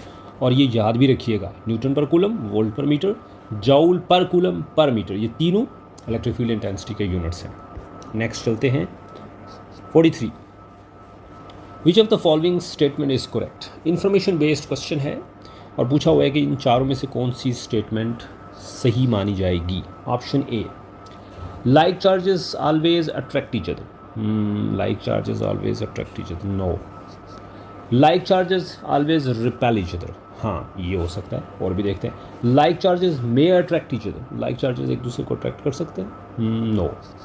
Unlike charges always repel each other, unlike charges जो हैं हमेशा एक दूसरे को रिपेल करते हैं, नो ये भी नहीं करते। तो फिर एक ही ऑप्शन बचती है और वो ये है कि like charges always repel each other, यानी पॉजिटिव पॉजिटिव को रिपेल करता है और नेगेटिव नेगेटिव को रिपेल करता है। ये ऑप्शन सही मानी जाएगी। Next question number 44। Two similar charged particles of 32 microcoulomb and 8 microcoulomb are separated by a distance of 6 meter. The zero field spot will be dash and the charges at a distance of dash. अच्छा, अब zero field spot कहाँ पे होगा और कितने distance पर होगा ये पूछा हुआ है। दो चार्जेस हैं, एक आप यूँ कह लें कि Q1 जो है वो 32 माइक्रोकूलम है और Q2 8 माइक्रोकूलम है, और उन दोनों के बीच में जो फासला है वो 6 मीटर है। और हमसे पूछा है zero field spot. Zero field spot ऐसा स्पॉट होता है जहाँ पे कोई इलेक्ट्रिक फील्ड नहीं होता, और जहाँ पे कोई इलेक्ट्रिक फील्ड नहीं होता वहाँ इनफैक्ट E1 और E2 दोनों बराबर होते हैं। और अगर इसको मैं इक्वेशन की शक्ल में लिखूँ, बाकी जो कांस्टेंट्स हैं उसको इग्नोर कर दूँ, तो ये बनेगा Q/R1 और दूसरी तरफ Q1/R1 और Q2/R2। अब हमने देखना ये है कि वो बीच में होगा या बाहर होगा। अच्छा भाई, एक बात आपने हमेशा याद रखनी है कि जो ज़ीरो फील्ड स्पॉट है वो अगर पॉजिटिव और पॉजिटिव दोनों पॉजिटिव चार्जेस हैं यानी लाइक चार्जेस हैं तो उनके बीच में होगा, ज़ीरो फील्ड रीजन उनके बीच में होगा। और अगर दोनों नेगेटिव हैं तो भी दोनों के सेंटर में होगा, बिटवीन ही होगा, बिटवीन टू चार्ज पार्टिकल्स ही होगा। अब वो किस तरफ होगा ये भी देखना बाकी है। अगर तो दोनों चार्जेस का साइज़ एक जितना हो, 32 माइक्रोकूलम के दोनों चार्जेस होते तो फिर तो फाइंड आउट करने की भी ज़रूरत नहीं थी, फिर तो एग्जैक्टली सेंटर में होता। लेकिन अगर एक चार्ज छोटा हो और एक चार्ज बड़ा हो तो ये स्लाइटली छोटे चार्ज की तरफ होता है ये zero field region. Same is the story with negative charges, कि अगर दोनों नेगेटिव हों तो भी electric zero field region centre में यानी बीच में ही होता है, और अगर दोनों चार्जेस सेम साइज़ के हों तो एग्जैक्टली सेंटर पे होगा। और अगर कोई एक चार्ज छोटा है और एक बड़ा है तो जो ज़ीरो फील्ड स्पॉट होगा वो छोटे चार्ज की तरफ होगा, उसके नज़दीक होगा और बड़े फील्ड चार्ज से थोड़ा दूर होगा। हाँ, अगर एक पॉजिटिव हो और एक नेगेटिव हो तो फिर सेंटर में नहीं हो सकता, फिर बाहर होता है, बाहर वाली साइड पे होता है, चार्जेस के बाहर। उस सूरत में भी अगर आपने उसको ढूंढना हो तो दोनों साइड्स पे मिल जाएगा। ज़ीरो फील्ड स्पॉट बड़े चार्ज की तरफ भी होगा, नेगेटिव छोटे चार्ज की तरफ भी होगा, लेकिन करीब किसके होगा, जहाँ चार्ज जिस तरफ वाला चार्ज छोटा है, 0 फील्ड स्पॉट उस तरफ नज़दीक मिल जाएगा आपको। ओके, अब इसको सॉल्व करते हैं। ये आपका फर्स्ट चार्ज है और ये सेकंड चार्ज है, और इन दोनों के बीच में जो फासला है वो 6 मीटर का है। अब मैं लेट कर लेता हूँ कि ये एक पॉइंट है, यहाँ मैं एक पॉइंट लेट कर लेता हूँ छोटे चार्ज की तरफ, और मैं कहता हूँ कि इस पॉइंट पे 0 फील्ड स्पॉट है, और उस पॉइंट का जो डिस्टेंस है वो मैं ले लेता हूँ Q1 से D। ये Q1 है और ये Q2 है, तो जो बाकी बचेगा, जो डिस्टेंस बाकी बचेगा वो होगा 6 माइनस D। हाँ, 6 माइनस D, क्योंकि टोटल 6 मीटर है, तो 6 मीटर में से ये वाला जो डिस्टेंस है D, ये हमने निकाल दिया, तो बाकी बचा 6 माइनस D। अब इसको सॉल्व करते हैं।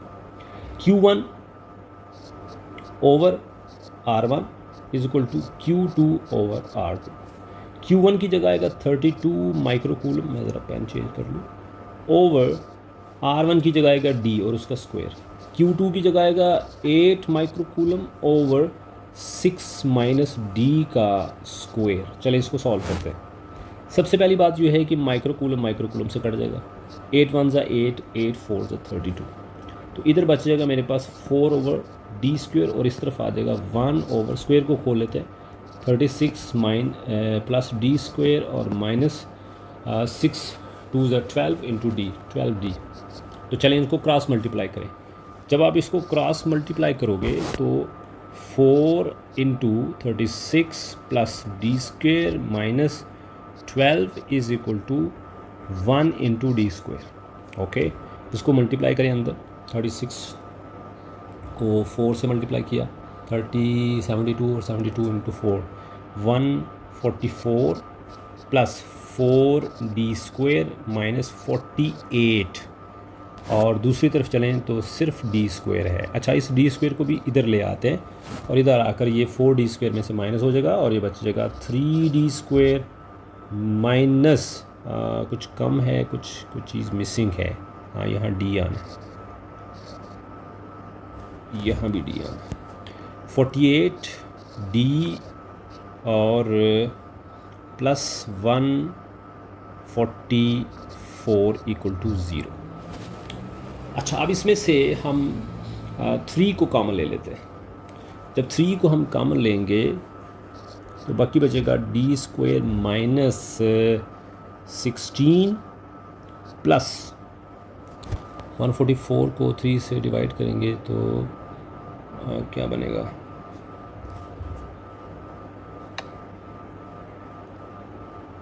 एक मिनट मुझे चेक कर लेने दें, 144 में से 3, हाँ 48 आएगा, इक्वल टू 0। आप 3 को दूसरी तरफ ले जाएं और दूसरी तरफ ले जा करके इसको ख़त्म कर दें, बाकी बचेगा D square minus 16 plus 48 equal to 0। अब इसके फैक्टर्स बनाने हैं, और फैक्टर्स 12 और 4 बन जाएंगे। 12 4 ज़ा 48 और 12 और 4 16, तो ये बन जाएगा D square minus 4D into 12D minus 12D और प्लस 48 इक्वल टू 0। इसमें से D कॉमन आ जाएगा, पीछे रह जाएगा D माइनस 4, इसमें से 12 कॉमन आ जाएगा, पीछे रहेगा D माइनस 4 इक्वल टू 0। ये जो D माइनस 4 है इसको री कॉमन ले लेते हैं, पीछे रह जाएगा D माइनस 12 इक्वल टू 0। अच्छा, अब अगर आप गौर करें तो आपके पास 2 ऑप्शन आ रही हैं, एक है D माइनस 4 इक्वल टू 0, इसमें से D आ जाएगा हमारे पास 4 और ये मीटर बन जाएगा, और दूसरा है D माइनस 12 इक्वल टू 0 और यहाँ से D आएगा आपके पास 12, साथ आएगा मीटर। अब चूँकि 12 मीटर तो पॉसिबल नहीं है, तो फिर एक ही आंसर बनेगा और वो है 4 मीटर। इसका मतलब है कि ये जो चार्ज है, ये जो पॉइंट है P, ये चार्ज Q1 से कितनी दूरी पे है, 4 मीटर की दूरी पे है। अच्छा, तो फिर टोटल डिस्टेंस कितना है, 6 मीटर। 6 में से ये वाला जो डिस्टेंस है 4 मीटर माइनस हो जाएगा, तो बाकी ये वाला जो डिस्टेंस बचेगा वो कितना होगा जी, वो होगा 2 मीटर। 6 प्लस 2 4। इसका मतलब है कि ऑप्शन ए बिटवीन तो आएगी, और 2 metre away from smaller charge. जो स्मॉलर चार्ज है, दाएं तरफ वाला जो चार्ज है उसको हमने स्मॉलर लिया हुआ है, और वहाँ से वो 2 मीटर के फासले पर होगा। इसको हम ऐसा भी कर सकते थे जैसे अगर मैं इसकी जगह ये जो ऑप्शन बी है इसकी जगह मैं 4 metre away from bigger charge लिख लेता तो भी ऑप्शन ठीक थी, लेकिन उसके लिए इसकी जगह 2 मीटर की जगह 4 मीटर होना ज़रूरी था। So 2 metre away from the smaller charge और 4 metre away from the bigger charge. So इस तरह से देखा जाए तो ऑप्शन ए को सही माना जाएगा। ये थोड़ा डिटेल्ड मैंने इसलिए किया है ताकि आपको इसकी एक एक स्टेप की समझ आ जाए। जब आप इसको समझ जाएंगे तो फिर आप चुटकी में कर सकेंगे, आपको ज़्यादा टाइम नहीं लगेगा। लेकिन इस क्वेश्चन को समझना ज़रूरी था, ये कमोबेश एक न्यूमेरिकल जितना सवाल था, ठीक है। लेकिन ये है कि ये विदाउट कैलकुलेटर हो जाता है। नेक्स्ट क्वेश्चन नंबर 45, बहुत ही इंपॉर्टेंट क्वेश्चन है, ध्यान से सुनिएगा। A charged particle produces an electric field of strength E at a distance of 1.0 meter away from the charge. Okay, at what distance will this field strength become 1/2? Options A, B, C, D दी हुई हैं। अभी हम कोई options नहीं बता सकते जब तक कि हम इसको सॉल्व ना कर लें। अच्छा जी, अब ऐसा है कि कोई चार्ज है और उसका फील्ड जो है E1 वो कितना होता है, E at a distance R1 equal to 1.0 metre. Okay, अब हम चाहते हैं कि जो फील्ड स्ट्रेंथ है वो 1/2 हो जाए, यानी E2 हो जाए हमारे पास E/2 और डिस्टेंस हमसे पूछा हुआ है। ये रेशो के फार्मूले से होगा, यानी आपको करना ये है कि E1 ओवर E2 करना है और इसका जो फार्मूला है आपको पता है कि इसका जो फार्मूला है वो है E = 1/r²। बाकी सब चीज़ें कांस्टेंट हैं तो हम उनको जिक्र भी नहीं करेंगे। तो जब आप इसको सॉल्व करोगे तो E1/E2 का रेशो जो है ये बनेगा आपके पास R2/R1 और साथ होल स्क्वायर आएगा। मैं चाहता तो एक स्क्वायर भी लिख लेता, लेकिन होल स्क्वायर आएगा। अच्छा, ये R2 ऊपर क्यों चला गया, क्योंकि ये इन्वर्सली प्रोपोर्शनल है। तो इस तरह से E1/E2 will be equal to R2/R1 का स्क्वायर। अच्छा बच्चे, अब देखिएगा E1 की वैल्यू है E और E2 की वैल्यू है E/2। ओके, और दूसरी तरफ R2 हमसे पूछा हुआ है और R1 की वैल्यू है 1.0 मीटर और ऊपर है स्क्वायर। अच्छा, आप देखिएगा यहाँ से ये E कैंसिल हो जाएगा और ये 2 ऊपर चला जाएगा, और जब ये 2 ऊपर जाएगा तो ये बन जाएगा 2/1 और दूसरी तरफ सिर्फ R2/1 ख़त्म हो जाएगा और स्क्वायर बच जाएगा। तो इसका मतलब है कि R2² = 2 और नहीं, 2 तो बाद में आएगा। R2 = 2 और R2 जो है जब दोनों तरफ का आपका अंडर लेंगे तो ये इसके साथ कट जाएगा और हमारे पास 2 आ जाएगा। अब आपको पता है कि जो 2 होता है ये 1.41 के बराबर होता है। तो इस तरह से हमारा जो करेक्ट आंसर है वो होगा 1.41 metre away from the particle. So option B straight away हमें दिख रही है कि ये करेक्ट मानी जाएगी। ठीक है, बहुत अच्छा क्वेश्चन था। इस तरह का एक और क्वेश्चन आगे भी आने वाला है, तो आप इस तरह के सवालों को बार बार करके प्रैक्टिस किया करें। Question number 46, a charge particle produces N electric field of strength E at a distance of 1 meter away from the charge. At what distance will this field strength become double? फ़ौरन ही वो question आ गया जिसकी हम बात कर रहे थे। तो इसमें E1 जो है हमारा वो E है at a distance R1 = 1.0 metre. Okay, E2 हम चाहते हैं कि डबल हो जाए, तो उसके लिए R2 क्या होगा, फिर वही आपको पता है फार्मूला है कि E = 1/r²। तो इस तरह से अगर हम देखेंगे तो E1/E2 का जो रेशो है वो बराबर होगा R2²/R1²। मैं अब अलग अलग मैंने लिख दिया। अब आप देखिएगा कि इसको मैं ऐसे भी लिख सकता हूँ, E1 की जगह E, इसको वाइट से रहने देता हूँ, E/E2E और दूसरी तरफ R2² हमसे पूछा हुआ है, जबकि R1 हमें दिया हुआ है 1, उसका स्क्वायर ले लेते हैं। भाई इसको कट कर लेते हैं, E के साथ कट गया और बाकी बच गया 1/2 और ये 1 का स्क्वायर 1 ही होता है। तो इस तरह से हमारे पास आ जाएगा 1/2 और दूसरी तरफ आ जाएगा R2²। इसका मतलब ये हुआ कि ये जो हमारा R2 है ये बराबर होगा 1/2 ऐसे भी किया जा सकता है। और 1/2 आपको याद होगा हमने चैप्टर नंबर 16 में अल्टरनेटिंग करंट वाले टॉपिक में एक टॉपिक पढ़ा था, रूट मीन स्क्वायर वैल्यूज़। तो उसमें 1/2 अंडर रूट भी आया था। और वैसे भी आपको याद रखना पड़ेगा कि 1/2 अंडर रूट जो है वो 7.07 होता है, ठीक है। और जो 2 अंडर रूट होता है वो 1.41 होता है, और 1/2 अंडर रूट 0.707 होता है। तो इस तरह से अब हमें ज़्यादा दिक्कत नहीं होगी, हम स्ट्रेट अवे अपने आंसर को ढूंढ सकते हैं, और वो साफ दिख रहा है option B, 0.707 metre away from the particle. 0.707 metre के डिस्टेंस पे जो इलेक्ट्रिक फील्ड की स्ट्रेंथ होगी वो डबल हो जाएगी। कैसा था? ठीक है, आगे चलते हैं क्वेश्चन नंबर 47 पे। The units of surface charge density sigma are. Surface charge density जिसको सिग्मा के साथ रिप्रेजेंट किया जाता है, उसके यूनिट्स क्या होंगे? Option A, it has no units. Option B, newton per coulomb. Option C, volts per metre. Option D, coulomb per squared metre. सबसे पहले तो देखना होगा कि इस जो सरफेस चार्ज डेंसिटी है सिग्मा, ये होती क्या है? ये होता है total charge per unit area. Yes, अब तो आप 1 मिनट में इसका यूनिट निकाल लेंगे। चार्ज का यूनिट होगा कूलम और एरिया का मीटर स्क्वायर। तो इसको हम ऐसे भी लिख सकते हैं, इसको ऐसे भी लिखा जा सकता है। सो कूलम पर मीटर स्क्वायर इसका यूनिट है। सो अब ज़्यादा मेहनत नहीं करनी पड़ेगी, साफ दिख रहा है option D, coulomb per squared metre is correct. Next चलते हैं question number 48। Which of the following ratio is correct? इनमें से कौन सी रेशियो करेक्ट मानी जाएगी? Volt per metre newton equal to volt ratio metre is equal to newton ratio coulomb, या फिर volt ratio metre is equal to coulomb ratio newton. Option C is volt ratio newton is equal to metre ratio coulomb, and option D is both A and C. इसका जवाब मैं पहले आपको दे चुका हूँ पिछले, अभी इसी वीडियो में, पिछले MCQs में। आपको पता है कि इलेक्ट्रिक फील्ड के 2 यूनिट हैं, एक है न्यूटन पर कूलम और दूसरा है वोल्ट पर मीटर। तो इसका मतलब ये हुआ कि न्यूटन पर कूलम और वोल्ट पर मीटर ये दोनों एक दूसरे के बराबर हैं। इसको मैं ऐसे भी लिख सकता हूँ उल्टा कर, volt per metre is equal to newton per coulomb. और अगर इसको रेशियो की शक्ल में लिखूँ तो ऐसे हो जाएगा, volt ratio metre is equal to newton ratio coulomb. इसके मुताबिक देखा जाए तो ऑप्शन ए सही मानी जाएगी, लेकिन बाकी ऑप्शंस को भी एक्सप्लोर करते हैं। इसी को, ये जो आपका जो यूनिट है ये वाला, इसी को volt per metre is equal to newton per coulomb को मैं इन दोनों को आपस में एक्सचेंज कर लेता हूँ। तो ये बन जाएगा volt over newton is equal to metre over coulomb. तो ये बन जाएगा ratio volt ratio newton is equal to metre ratio coulomb.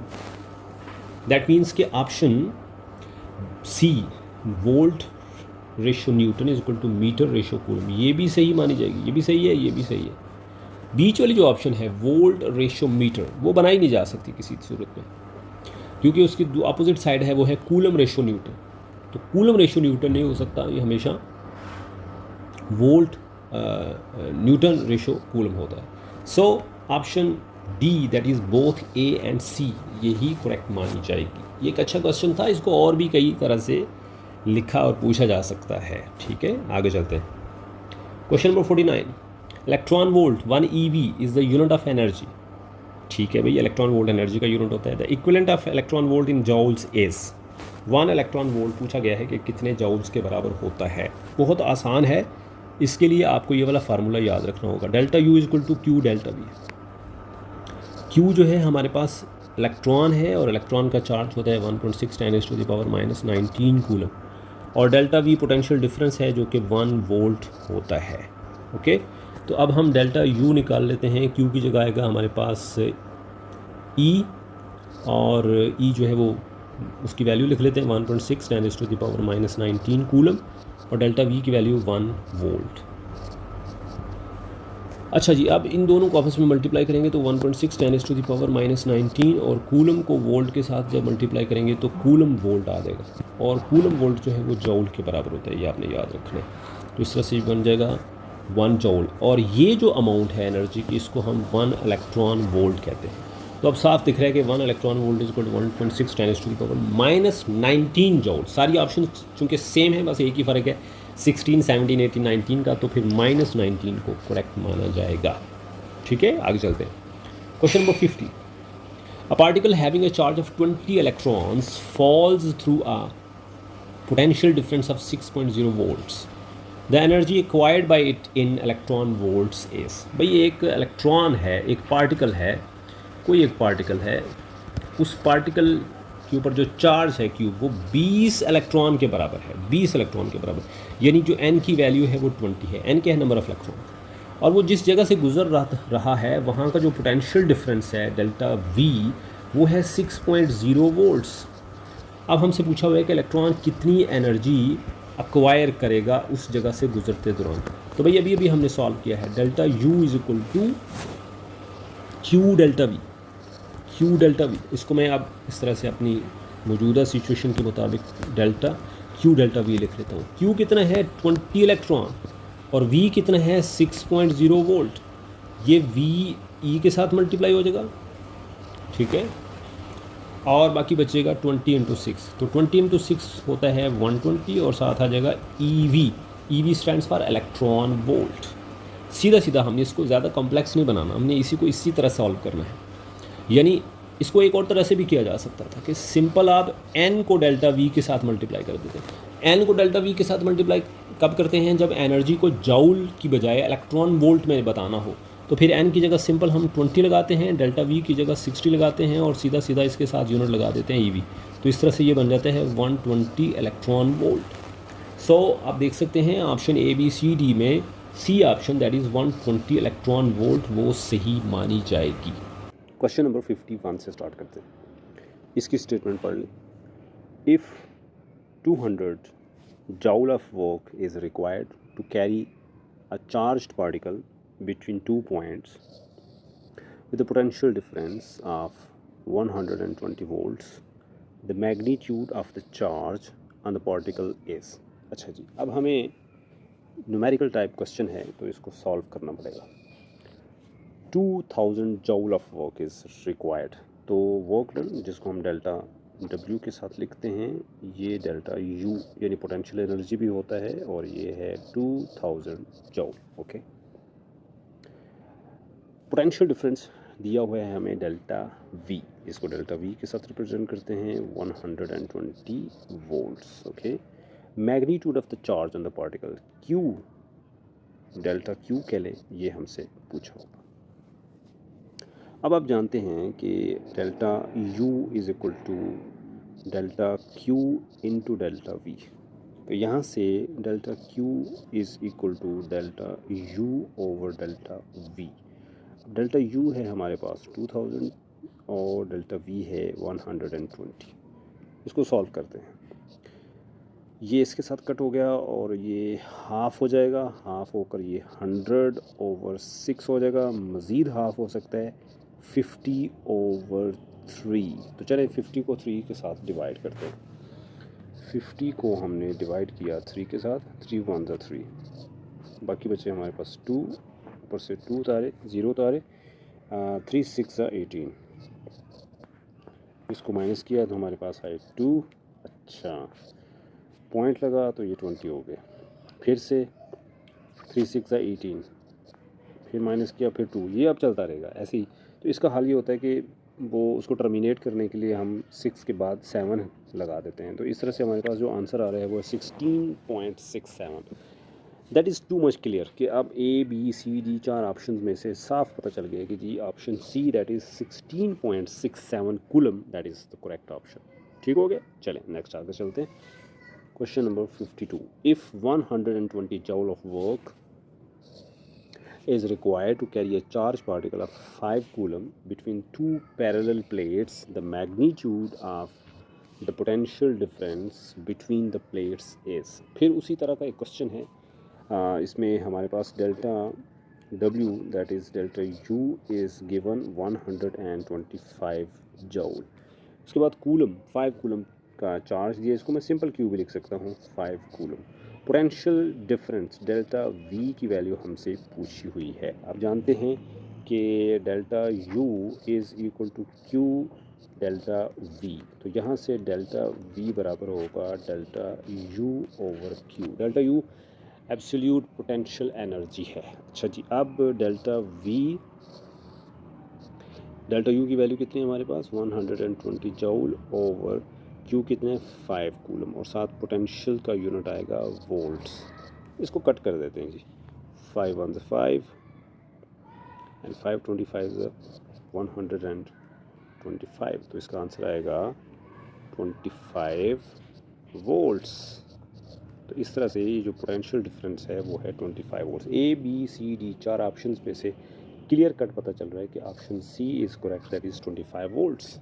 Next question number 53, which of the following quantity cannot be determined by using Gauss's law. Gauss's law को use करते हुए हम कौन सी quantity in चारों में से, electric charge, electric flux, electric field strength, relative permittivity, इन चार में से कौन सी चीज़ है जिसको हम गॉसेस लॉ के साथ मेजर नहीं कर सकते। तो भी गॉसेस लॉ की इक्वेशन देख लेते हैं। Phi E is equal to Q over epsilon zero. इसको हम एक और तरह से भी यूज़ कर सकते हैं, फ्लक्स निकालना हो तो इलेक्ट्रिक फील्ड की मदद से, तो phi E is equal to E dot A. ये वाली इक्वेशन भी हम सम टाइम गॉसेस लॉ के साथ मिक्स कर लेते हैं। तो इस तरह से अगर हम देखते हैं तो इलेक्ट्रिक चार्ज, ठीक है, क्यू, इसको फाइंड आउट किया जा सकता है। इलेक्ट्रिक फ्लक्स, ये तो बजाते खुद इलेक्ट्रिक फ्लक्स है, तो इसको भी फाइंड आउट किया जा सकता है। इलेक्ट्रिक फील्ड स्ट्रेंथ, ओके, यहाँ आप देख सकते हैं इलेक्ट्रिक फील्ड स्ट्रेंथ है, इसको भी कैलकुलेट किया जा सकता है। अब क्लियर कट पता चल रहा है कि जो चौथी ऑप्शन जो है रिलेटिव परमिटिविटी, जिसको हम एप्सिलॉन आर के साथ लिखते हैं, इस पूरे इक्वेशन, दोनों इक्वेशन में कहीं भी एप्सिलॉन आर यानी रिलेटिव परमिटिविटी का जिक्र नहीं है, लिहाजा option D that is relative permittivity यही सही मानी जाएगी। इसको हम गॉसेस लॉ के साथ डिटरमिन नहीं कर सकते। आगे चलते हैं। Question number 54, a hollow metal sphere is charged to a potential of 120 volts.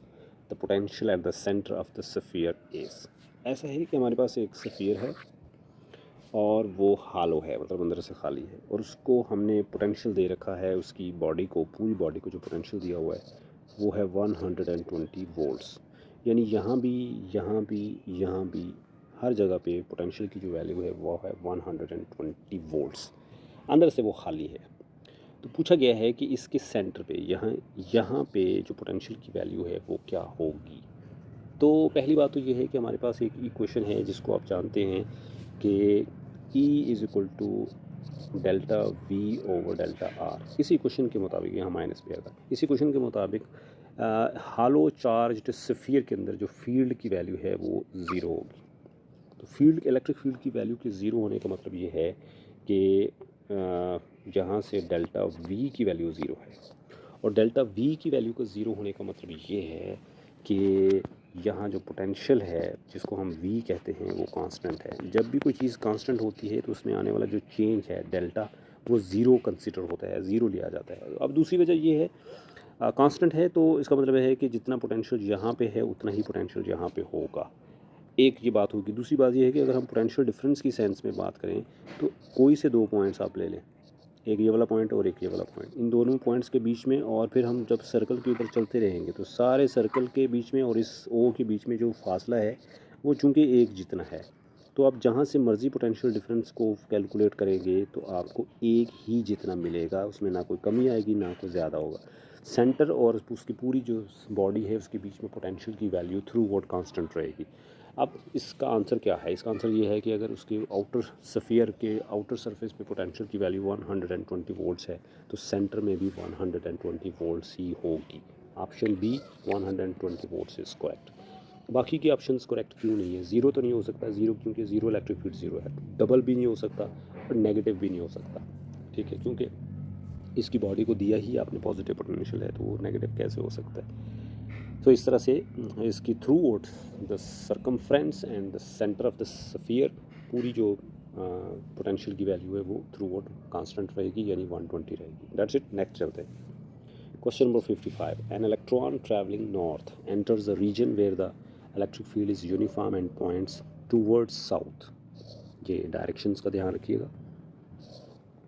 The electron will, option है speed up, slow down, deflects towards east या फिर डिफ्लेक्ट्स टूवर्ड्स वेस्ट। ऐसा है कि हम पहले डायरेक्शन बना लेते हैं, ये नॉर्थ हो गया, ये हमारा साउथ हो गया, ये ईस्ट हो गया और ये वेस्ट हो गया। एक इलेक्ट्रॉन है और ये इस तरफ जा रहा है, नॉर्थ की तरफ।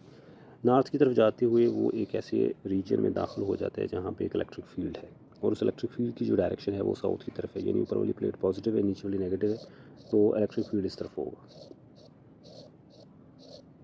तो जब ये इलेक्ट्रॉन इस इलेक्ट्रिक फील्ड वाले रीजन में दाखिल होगा तो क्या होगा, इसकी स्पीड बढ़ जाएगी, ज़्यादा हो जाएगी, ये ईस्ट की तरफ डिफ्लेक्ट करेगा या वेस्ट की तरफ डिफ्लेक्ट करेगा, ये स्ट्रेट चलता रहेगा, स्ट्रेट चलता रहेगा, डिफ्लेक्ट तो नहीं होगा, ना लेफ्ट ना राइट, क्योंकि डिफ्लेक्ट होता है मैग्नेटिक फील्ड के अंदर, इलेक्ट्रिक फील्ड में ये डिफ्लेक्ट नहीं होता।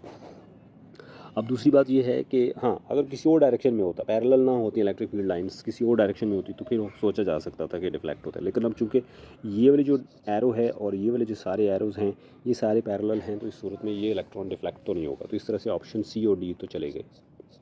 अब पीछे रह गया दो ऑप्शन ए और बी, स्पीड अप होगा या स्पीड डाउन होगा। अब आप देखें कि ये नेगेटिव प्लेट है और दूसरी वाली पॉजिटिव प्लेट है, तो जो नेगेटिव प्लेट होती है वो नेगेटिव चार्ज को रिपेल करती है, ठीक है। तो इस तरह से जब ये करीब जाएगा इसके, तो ये आगे से एक रिपल्शन का इफेक्ट आएगा, जिसकी वजह से इसकी जो स्पीड है वो स्लो हो जाएगी। तो ऑप्शंस ए भी गलत हुई, option B that is slow down ये सही मानी जाएगी। ठीक हो गया। कॉन्सेप्चुअल क्वेश्चन है, इसको ज़रा ध्यान से देखिएगा, किसी और तरह से भी पूछा जा सकता है, बस डायरेक्शन चेंज करें तो सारा मामला चेंज हो जाएगा। Next question number 56। 3 capacitors, each of the capacitance 2 microfarad are connected in parallel. The equivalent capacitance will be। Numerical है, इसको सॉल्व करना पड़ेगा। सबसे पहली बात यह है कि जो जब कैपेसिटर्स पैरेलल जुड़े होते हैं तो उनका जो इक्विवेलेंट्स का जो फार्मूला होता है वो होता है C equivalent is equal to C1 plus C2 plus C3। दूसरी बात यह है कि जब कैपेसिटर्स एक जितने हों, एक जैसे हों, तो ये C1 C2 C3 करने की ज़रूरत नहीं होती, simple C equivalent is equal to NC। अब N कितना है, कैपेसिटर्स की तादाद 3 है और एक कैपेसिटर कितना है 2 माइक्रोफैरड का, तो इस तरह से ये मिलाकर 6 माइक्रोफैरड हो जाएंगे। Option is very clear, option A no, option B no, option D no, option C yes, 6 microfarad is correct. Next 57, बहुत ही इंपॉर्टेंट क्वेश्चन है, बहुत ध्यान से सुनिएगा। 20 कैपेसिटर्स, 20 कैपेसिटर्स हैं, यानी एन की वैल्यू 20 होगी। ईच ऑफ कैपेसिटेंस 5 माइक्रोफैरड, हर एक की जो कैपेसिटेंस है वो एक ही जितनी है वो 5 माइक्रोफैरड है। कनेक्टेड इन सीरीज, सीरीज में जुड़े हुए। Equivalent capacitance will be, equivalent capacitance क्या होगी भाई, तो जैसे मैंने पहले बताया कि अगर सीरीज़ में हो तो फार्मूला होता है इक्विवेलेंस का, पैरेलल हो तो इक्विवेलेंस का फार्मूला होता है NC, लेकिन जब सीरीज़ में हो तो इक्विवेलेंस का जो फार्मूला है वो बराबर होता है C/N, ठीक है, C/N, N नीचे चला जाता है। अब C की जो वैल्यू है वो है 5 माइक्रोफैरड और N की वैल्यू है 20, तो चलें 5 को 20 के साथ डिवाइड करते हैं, यहाँ लगेगा पॉइंट, यहाँ लगेगा 0। 22 से 40 माइनस किया तो 10 आया, अच्छा, फिर एक पॉइंट अपने पास 0 लगाया और 5 के साथ मल्टीप्लाई किया तो आ गया 100, माइनस किया तो बाकी बचा 0, तो इसका मतलब है 0.25। C इक्विवेलेंट जो है वो will be 0.25 microfarad. So which option is correct, clear cut option A is 0.25 microfarad is correct. ठीक है। नेक्स्ट MCQs नंबर 58, मेरा फेवरेट वन, बहुत ही इंटरेस्टिंग है, ज़रा ध्यान से सुनिएगा, मैं आपको इसके शॉर्टकट के ज़रिए इसको पढ़ाने की कोशिश करूँगा। 8 identical spherical rain drops are each at a potential V relative to the potential far away. They coalesce to make one spherical raindrop whose potential is। अच्छा जी, ऐसा है कि हमारे पास जो N है उसकी वैल्यू 8 है, 8 स्फेरिकल रेन ड्रॉप्स हैं, रेन ड्रॉप्स अमूमन स्फेरिकल ही होते हैं और उनका जो पोटेंशियल है हर एक का वो V है, किसी फार अवे किसी पोटेंशियल के हिसाब से। दे कोएलेस का मतलब होता है कि वो आपस में जुड़ जाते हैं, एक हो जाते हैं, 8 स्फेरिकल जो रेन ड्रॉप्स हैं वो मिलकर एक हो जाते हैं, कोएलेस हो जाते हैं, एक हो जाते हैं। और जो नया स्फेरिकल रेन ड्रॉप बनता है उसका पोटेंशियल क्या होगा, ठीक है जी, हर एक का जो पोटेंशियल है वो V है, तो जो टोटल होगा Pn वो क्या होगा, V1 जो है वो V है। अच्छा, अब जो Vn होता है इस तरह के केसेस में कि जब स्फेरिकल रेन ड्रॉप्स एक जैसे, वो एक दूसरे के साथ कोएलेस, एक दूसरे के साथ मिल करके एक स्फेरिकल रेन ड्रॉप बनते हैं, तो उनका जो पोटेंशियल है वो निकालने का जो शॉर्टकट फार्मूला है वो है N, that is the number of spherical rain drops raise to the power 2/3 into potential of 1 rain drop. अच्छा, अब N की वैल्यू आप जानते हैं 8 है और 8 को हम ऐसे भी लिख सकते हैं 2 रेज टू द पावर 3, तो n की जगह आ जाएगा 2⁻³ मल्टीप्लाइड बाई 2/3 इंटू v। इस तरह से कुछ कैंसिलेशन हो जाएगी, 3 के साथ कट जाएगा, बाकी बच जाएगा हमारे पास 2⁻² इंटू v, और 2 2 ज़ा 4 होता है, तो इस तरह से बन जाएगा 4v। तो वो जो नया क्वालिस जो नया रेन ड्रॉप बनेगा, सफेरिकल रेन ड्रॉप बनेगा, जो 8 जो रेन ड्रॉप्स के मिलने से बना है, उसका जो पोटेंशियल है वो होगा 4v। इसका एक लॉन्ग मेथड भी है, जिस तरह न्यूमेरिकल होता है उस तरह से भी करवाया जा सकता था, लेकिन उसमें ज़्यादा टाइम लग जाएगा और फिर उसमें और चीज़ों का ध्यान भी रखना पड़ेगा। अगर 8 की बजाय कुछ और आ जाता है तो वो मेथड फिर फेल हो जाएगा, उसके लिए फिर मुझे नया मेथड बताना पड़ेगा। उस तरह से भी मैं कर सकता था, लेकिन टाइम की वजह से मैं चाह रहा हूँ कि आपको शॉर्टकट मेथड से ही करवाया जाए और इसमें n की वैल्यू कुछ भी हो जाए, 10 हो, 20 हो, 30 हो, 1000 हो, कुछ भी हो, n की जो वैल्यू है वो जस्ट चेंज होनी है, बाकी सारा जो फार्मूला है वो यही रहेगा और इसमें आप आसानी के साथ for any number of spherical rain drops के लिए इसको कर सकते हैं। ठीक है, दैट्स इट। नेक्स्ट चलते हैं MCQ नंबर 59 पे। 1 farad 1F is equal to, भाई देखना पड़ेगा कि जो कैपेसिटेंस है उसका फार्मूला क्या होता है। Q is equal to CV, ये कैपेसिटर की क्वेश्चन है, इसमें से C कैपेसिटेंस को अगर हम अलग कर लें तो ये बन जाता है Q/V। अब आप जानते हैं कि Q चार्ज है और इसका यूनिट होता है कूलम, और उसके बाद V पोटेंशियल है और इसका यूनिट होता है वोल्ट्स। तो इस तरह ये बन जाएगा कूलम पर volts. Clear cut option B साफ दिख रही है कि ये क्लियर है और यही इसका ट्रू आंसर है। Next question number 60, how can the capacitance of a parallel plate capacitor to be increased. एक पैरेलल प्लेट कैपेसिटर की जो कैपेसिटेंस है उसको कैसे बढ़ाया जा सकता है। तो कैपेसिटेंस का फार्मूला पहले लिख लेते हैं मीडियम के लिए। उसका फार्मूला है A∈0 εr/d। यानी अगर आप चाहते हैं कि कैपेसिटेंस बढ़े तो उसके लिए आपको एरिया को बढ़ाना पड़ेगा, या फिर जो प्लेट्स के बीच में सेपरेशन है उसको कम करना पड़ेगा, या जो मीडियम की जो वैल्यू है ε0 वो तो कांस्टेंट है, एप्सिलॉन और मीडियम की जो वैल्यू है उसको बढ़ाना पड़ेगा। तो अगर आप देखें ऑप्शंस में क्या क्या किया है, बाय इंक्रीजिंग चार्ज का इसमें कोई जिक्र नहीं है तो इसके साथ तो नहीं बढ़ेगा। By decreasing separation between plates, हाँ ये हो सकती है। By increasing the plate separation, no, ऐसा तो नहीं, प्लेट की सेपरेशन को इंक्रीज़ नहीं करना बल्कि डिक्रीज़ करना है। By decreasing the plate area, no, plate area को इंक्रीज़ करना है अगर आप कैपेसिटेंस को इंक्रीज़ करना चाहते हैं। तो इस तरह से हमारा जो करेक्ट आंसर है वो है option B, that is by decreasing the separation between the plates. ठीक है, इस तरह से हमारे 10 MCQs कंप्लीट हुए। नेक्स्ट वीडियो में मैं आपको MCQs नंबर 61 से लेकर 70 तक पढ़ाऊँगा। तब तक के लिए अपना बहुत ख्याल रखिएगा और हमारे चैनल के साथ जुड़े रहिए। मुलाकात होगी नेक्स्ट वीडियो में। गुड बाय, अल्लाह हाफिज़।